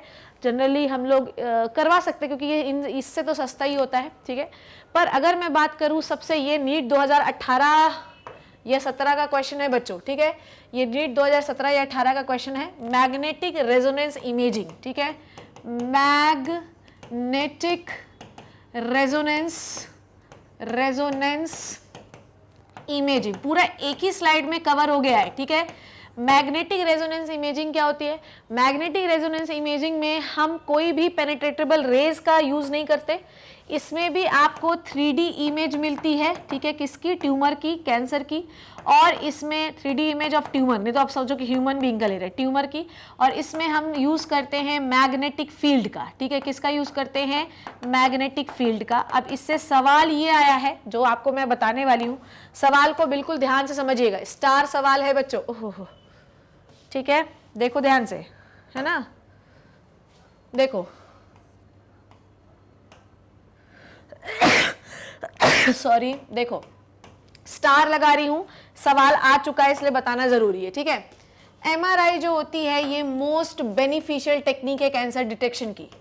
मोस्ट बेनिफिशियल, मुझे याद है, मतलब मैं अभी लिखती हूँ तो मुझे लगता है कि मैं कैसा लिख रही हूँ यार, मेरे बच्चों तक जो है कहानी समझ में आ जानी चाहिए, एक पूरी स्लाइड में उनको सब समझ में आ जाना चाहिए कैसा है। मैं कई बार सोचती हूँ, बट एक बच्चे ने कल मुझे लिखा कि आप मेडिकल की होते हुए भी आप अच्छा लिखती हो, तो thank you so much. It is the most beneficial technique, ठीक है? ये सबसे बेनिफिशियल टेक्निक होती है बच्चों, सबसे ज़्यादा इंपॉर्टेंट टेक्निक होती है, इससे बॉडी को कोई लॉस नहीं होता। क्लियर है? सो कैंसर डिटेक्शन टेक्निक में हम लोगों ने क्या क्या पढ़ा? हम लोगों ने पढ़ा बायोप्सी। बायोप्सी दो तरीके से हो सकती है, या तो आप टिश्यू खींच लो या तो एंडोस्कोपिक से टिश्यूज निकाल लो। फिर हमने पढ़ा एक्सरेज। एक्सरेज जो होती है इसमें 2D इमेज आपको मिलती है। फिर हमने पढ़ा सीटी स्कैन, कंप्यूटर टोमोग्राफी जिसमें 3D इमेज मिलती है पर एक्सरे का इस्तेमाल किया जाता है। और सबसे इंपॉर्टेंट और सब non penetratable most beneficial technique is the MRI which is the magnetic resonance imaging, जिसमें बॉडी को अंदर मशीन के डाल दिया जाता है, चारों तरफ से एक मैग्नेटिक फील्ड जनरेट होती है और फिर इमेजिंग होती है। क्लियर? सबसे अच्छी टेक्निक वही होती है, थोड़ी एक्सपेंसिव है पर ठीक है, शरीर को लॉस ना हो ये सबसे ज़्यादा इंपॉर्टेंट चीज़ है। क्लियर हो गया? आइए अब हम लोग स्लाइड पढ़ लेते हैं। डिटेक्शन एंड डायग्नोसिस, ठीक है? कैसे करेंगे हम लोग? सबसे पहले बायोप्सी और histopathological studies of the suspected tissue, blood and bone marrow test, blood भी निकाल के आप उनमें सेल देख सकते हो, भाई माइक्रोस्कोप देखो ज़्यादा सेल दिखाई देने मतलब है। Use of X rays and computer tomography और MRI, इनसे हम जो है आपका डिटेक्ट कर सकते हैं कैंसर्स को। So look at this is the CT scan, ठीक है, एंड MRI। ओके, आगे बढ़ें। अब एक और चीज़ जो मैं आपको बताना चाहती हूँ, देखो हम लोग जो है एंटीबॉडीज़ का भी डिटेक्शन करके जो है, वहाँ पे स्लाइड पे जगह नहीं थी इसलिए यहाँ पे बता रही हूँ। अभी क्या ट्रीटमेंट बचा? बस हो गया, ठीक है। चलो, तो मैं आपको बता रही थी कि एंटीबॉडीज़ का भी डिटेक्शन करके हम लोग जो है कैंसर्स को पता लगा सकते हैं, ठीक है। Specific antigen are also used for the detection of certain cancer, ठीक है। देखो क्या होता है, यहाँ पर लिखा हुआ है जो मैं आपको बता रही हूँ, देखो NCERT में भी लिखा लो। तो अब देखते हैं, जैसे कि मान लो कि ये हमारी एक सेल है, ठीक है, दिस इज नॉर्मल सेल नहीं, this is the cancerous cell. अब नॉर्मल सेल के ऊपर कौन सा एंटीजन होता है, उनके ऊपर होता है MHC1 antigen, MHC major histocompatibility complex 1 antigen होता है। पर भैया अगर ये कैंसरस सेल है, कैसी सेल है, कैंसर की सेल है, तो इसके ऊपर जो एंटीजन होंगे ये नॉर्मल तो नहीं होंगे, ये कुछ और ही होंगे, ठीक है। ये कौन सा एंटीजन है, ये कोई भी एंटीजन हो सकते हैं। अब इनके ये एबनॉर्मल लिख देती हूँ, ये कैसे एंटीजन है बच्चों, एबनॉर्मल एंटीजन। अब एबनॉर्मल एंटीजन है तो उसके खिलाफ क्या बनेंगी बच्चों, एबनॉर्मल एंटीबॉडीज। कैसी एंटीबॉडी बनेंगी, एबनॉर्मल एंटीबॉडीज बनेंगी, ठीक है। तो एक कैंसर सेल के ऊपर एक एबनॉर्मल एंटीजन है तो उसके खिलाफ एबनॉर्मल एंटीबॉडी बनेगी। तो इस एबनॉर्मल एंटीबॉडी को भी हम डिटेक्ट कर सकते हैं। तो अगर हमने इस एबनॉर्मल एंटीबॉडी को डिटेक्ट किया तो क्या हुआ, हमको पता चल गया कि एबनॉर्मल एंटीबॉडी मतलब कैंसरस सेल घूम रही है। दूसरी बात एक और चीज बताती हूँ, कुछ इंडिविजुअल ऐसे होते हैं जिनके पास, जिनको मतलब उनके देखो मैं हूं और कोई एक और इंडिविजुअल है, दोनों में कैंसर होने का रिस्क एक जैसा नहीं हो सकता है कि किसी की बॉडी में जो ससेप्टेबल जीन हो कैंसर के लिए वो ज़्यादा हो, तो उसको कैंसर होने के चांसेस ज़्यादा होते हैं। एग्जाम्पल के लिए एंजेलिना जोली की मदर को कैंसर था, ठीक है, ब्रेस्ट कैंसर। तो एंजेलिना जोली के पास भी वो जीन्स आए तो ब्रेस्ट कैंसर होने के कन्फर्मेटरी चांस थे, तो ब्रेस्ट टिश्यूज रिमूव करा दिए उसने। तो हमें ये पता चल जाए कि अगर हमारे पास वो ससेप्टेबल जीन है जो हमें कैंसर प्रोन बना रहे हैं, तो हमको पता है कि ये कैंसर होने वाला है, तो हम पहले से ही उसके लिए प्रिकॉशन ले सकते हैं। तो हम उन एबनॉर्मल एंटीबॉडीज और एबनॉर्मल जीन्स को भी पता लगा सकते हैं और हम ये पता लगा सकते हैं फ्यूचर में कैंसर होगा या नहीं होगा, या कैंसर हो चुका है, ठीक है। So antibody against the cancer specific antigen are also used for the detection of certain cancer, ठीक है। Techniques of the molecular biology can be used to detect the genes. मैंने आपको बताया कि जीन्स को भी हम जो है वो PCR से जीन्स पता लगा सकते हैं जो कि किसी कैंसर में इनहेरिट होते हैं। क्लियर। नेक्स्ट, अब हम बात करते हैं किसकी बच्चों, अब हम बात करते हैं ट्रीटमेंट की, ठीक है। ट्रीटमेंट में हमें पता है कि सबसे पहला ट्रीटमेंट जो होता है वो होता है सर्जरी, ठीक है। सर्जरी का मतलब अगर हमको पता है कि ट्यूमर है तो वहां से सर्जरी करके निकाल सकते हैं। पर अगर if the tumour get malignant, मेरी बात समझ रहे हो, अगर ट्यूमर कैसा हो गया बच्चों, अगर ट्यूमर हो गया मेलिग्नेंट, अब क्या करेगा तुम, मेलिग्नेंट हो गया मतलब तो सेल मूव कर करके हर नॉर्मल सेल को भी जो है वहां पर जाके ट्यूमर बनाते रहेगी। हर जो सेल है वो वहां जाके ग्रोथ कर लिया उसने, एबनॉर्मल ट्यूमर बनाती रही। तो surgery is not the permanent इलाज, ठीक है। सर्जरी जो है एक जगह के आप ट्यूमर निकाल सकते पर हर जगह के तो नहीं निकाल सकते, तो सर्जरी भी एक पर ट्रीटमेंट का मेथड है। नेक्स्ट इज द रेडिएशन और द रेडिएशन थेरेपी और रेडियोथेरेपी। रेडिएशन थेरेपी और रेडियोथेरेपी में हम यूज करते हैं बेसिकली रेडिएशन, ठीक है, जिसमें हम अलग अलग प्रकार के रेडियो आइसोटोप्स यूज करते हैं और ये रेडिएशंस जो होती हैं वो ट्यूमर सेल्स को डिस्ट्रॉय कर देती हैं। ट्यूमर सेल्स जो होती हैं ये रेडिएशन लीथियल होती हैं और ये अच्छी थेरेपी यूज की जाती है। Gamma radiation, लीथली by gamma radiation taking by proper care of normal tissues, इसमें नॉर्मल टिश्यूज डैमेज नहीं होते। तो कैंसर जो रेडिएशन थेरेपी से ट्रीट होता है उसमें नॉर्मल टिश्यू में कोई दिक्कत नहीं होती, ठीक है। ये रेडिएशन उन सेल्स को पहचान लेती हैं जो ट्यूमर होती है और उन सेल को डिस्ट्रॉय कर देती हैं, ठीक है। ओके, तो ये पहचान जाती हैं कि ये मेरा सेल नहीं है और उसको डिस्ट्रॉय करती जाएंगी। Use of iodine 131 isotope for the thyroid cancer, समझ में आई बात। ऐसे ही हम यूज करते हैं रेडान 220 फॉर द रेडिएशन। तो ये जो होते हैं रेडियो आइसोटोप्स होते हैं रेडान 220, आयोडीन 131, जो कि हम अलग अलग कैंसर्स के लिए यूज करते हैं। नेक्स्ट इज कीमोथेरेपी, ठीक है। कीमोथेरेपी जो होती हैं बेसिकली ये यूज की जाती हैं, बेसिकली ये यूज की जाती है kill the fast growing cell. जो केमिकल हम इसमें यूज करते हैं they kill the fast growing cells, ठीक है, kill the fast growing cells. अब आपको मैं ये समझाना चाहती हूँ, जो कीमोथेरेपी होती है उसमें हम अलग अलग केमिकल्स को देकर जो है ट्यूमर सेल्स को मारते हैं। पर यहाँ पर मैंने ट्यूमर सेल नहीं लिखा है, मैंने लिखा फास्ट ग्रोइंग सेल्स। तो कीमोथेरेपी में प्रॉब्लम ये होती है कि आपकी बॉडी में जो भी फास्ट ग्रोइंग सेल्स होंगी वो भी सब डैमेज होने लगेंगी। जैसे हेयर फॉलिकल जो होते हैं they are very fast growing cells, इसलिए जो कैंसर को जिनको कीमोथेरेपी दी जाती है उनके बाल झड़ जाते हैं क्योंकि ये नॉर्मल फास्ट ग्रोइंग सेल्स को भी मारना शुरू कर देती हैं।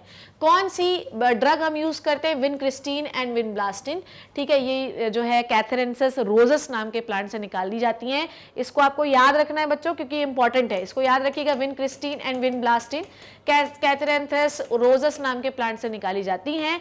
ये ल्यूकेमिया को ट्रीट करने के लिए यूज की जाती हैं, ठीक है, डन। आगे बात करें इम्यूनोथेरेपी। इम्यूनोथेरेपी क्या होते हैं कि हम पेशेंट को कुछ ऐसे, ध्यान समझना, sometime tumour cell are seen to avoid the detection and destruction by immune system. Normally हमने एक जीआईएफ में मैंने आपको दिखा कि जो टी साइटोटॉक्सिक सेल्स होती हैं वो ट्यूमर सेल्स को मार देती है, पर कई बार ऐसा होता है कि जो टी साइटोटॉक्सिक सेल्स होती है वो नहीं मार पाती, पहचान ही नहीं पाती। तो हम क्या करते हैं कि बाहर से उनको कुछ क्या कर देते हैं, बायोलॉजिकल रिस्पॉन्स मॉडिफायर, ये नाम याद रखिएगा, हम बाहर से उनको कुछ बायोलॉजिकल रिस्पॉन्स मॉडिफायर्स दे देते हैं, जैसे कि अल्फा इंटरफेरॉन, जिससे इम्यून सिस्टम एक्टिवेट हो जाता है और ट्यूमर डिस्ट्रॉय हो जाता है। तो कैंसर की वजह से जो नॉर्मल सेल्स हैं वो मर रही हैं, जिसकी वजह से इम्यून सिस्टम सप्रेस हो रहा है, तो कैंसर सेल मर नहीं पा रही है, तो उनको कुछ इम्यून मॉडिफायर दे दो, अल्फा इंटरफेरॉन्स दे दो, तो उनके बॉडी में इम्यून सिस्टम फिर से एक्टिवेट होगा और ट्यूमर मर जाएगा। That's it.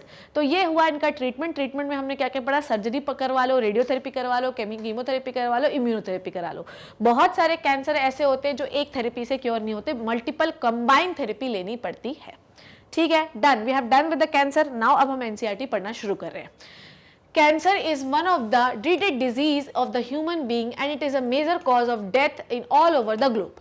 More than 1 million Indians suffer from the cancer and a large number of them die from it annually. ठीक है, बहुत सारे लोग सफ़र होते हैं और बहुत सारे लोग मर जाते हैं। देखो मैं आपकी कोई और चीज़ बताती हूँ, हमको नहीं पता है कि कैंसर कॉजेटिव एजेंट क्या है। आपको पता है कि जो कश्मीर में जो लोग रहते हैं उनको कांगरी नाम का एक कपड़ा पहनते हैं, आप लोगों ने देखा होगा नॉर्मल कश्मीरीज को कि लंबे लंबे कपड़े पहनते हैं। आपको पता है कि उस कपड़े से भी कैंसर हो जाता है, क्योंकि कपड़ा जो होता है कांगरी क्लोथ वो कंटिन्यूसली ऐसे ऐसे ऐसे ऐसे घिसता रहता है, तो cell get converted into the cancerous cell, mutation हो जाता है उसमें। और बताती हूँ, अगर किसी का कैनाइन ये वाला दांत अगर लंबा हो ना तो जीभ में ऐसे पेनिट्रेट करता रहता तो उसे टंग कैंसर हो जाता है। ठीक है, फिर हम प्लास्टिक्स यूज़ करते हैं, तो प्लास्टिक में कोई चीज़ गर्म डालते तो मेल्ट होती है, तो जो केमिकल निकलते हैं उससे कैंसर हो जाता है। अगर आप सड़ल्ले क्वालिटी के कपड़े पहनते हैं, ठीक है, भले ही आपके पास एक कपड़ा हो, मैं नहीं बोलती कि आपको मल्टीपल क्लोथ्स पहनना है, बहुत सज धज के बन ठन के टशन में रहना वाला हाल है। अगर ऐसा करना है तो फिर मैं कुछ नहीं कर सकती। कपड़ा आप एक खरीदिए, पर थोड़ा ठीक ठाक खरीदिए। ठीक ठाक का मतलब ये नहीं कि आपको 10,000 का एक कपड़ा खरीदना है, कपड़ा ऐसा खरीदिए जिसका कलर नहीं छूटे। ठीक है, मैं आज आपको बता दे रही, ध्यान रखिए आप इस चीज़ को कि कपड़ा ऐसा खरीदो मेरे लल्ला कि उसका कलर नहीं छूटना चाहिए कि गए हैं तो यहाँ लाल पीला हरा नीला गुलाबी हो गया, नहीं।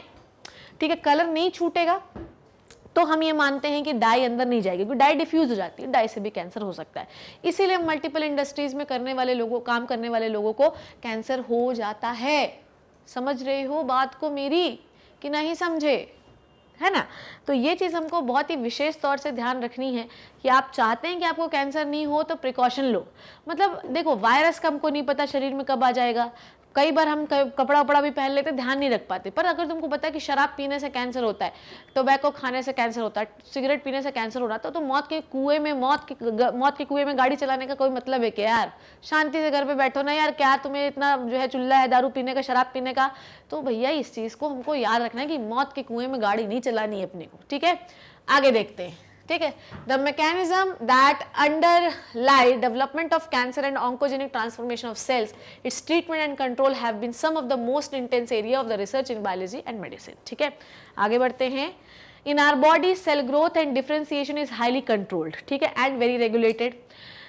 इन the cancer cell the breakdown of this regulatory mechanism, और नॉर्मल सेल के पास जो कॉन्टैक्ट इनिबिशन की प्रॉपर्टी होती है, जो अनकंट्रोल ग्रोथ को रोकती है, वो कैंसर सेल में इनिबिट हो जाती है। ठीक है, आगे देखते हैं। Cancer cell appear to have lost this property contact inhibition की। As a result of this, मैं हाईलाइट करती हूँ, as a result of this the cancer cell just continue to divide and divide and divide and make a mass of the cell called as tumour.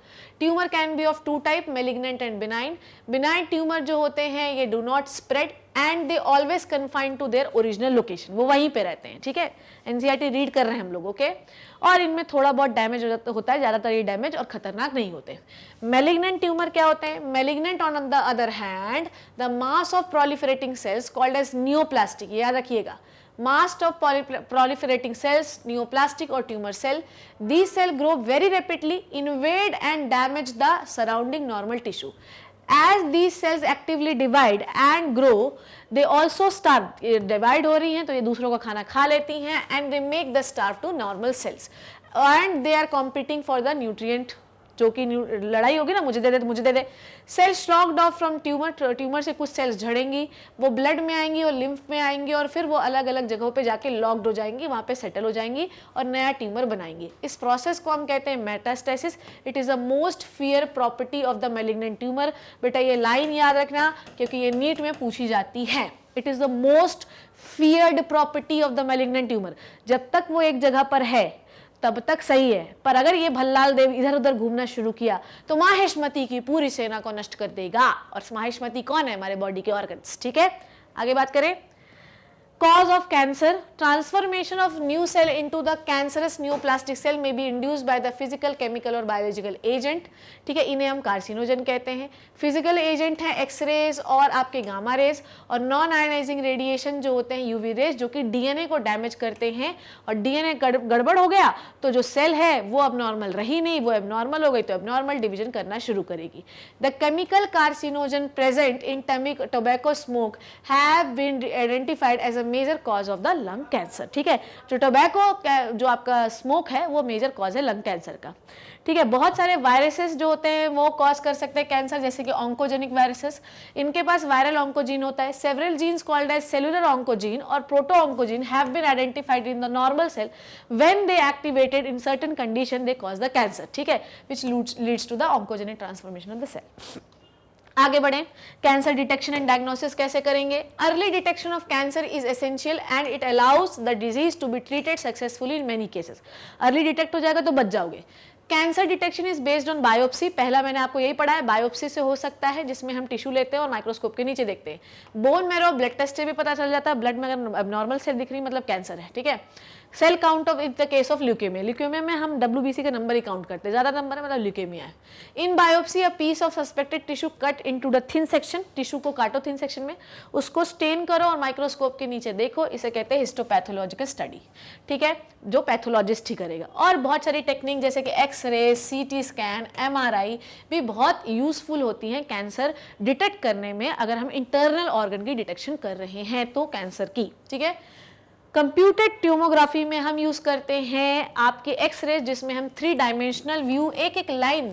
इससे तुमने आज क्या समझा?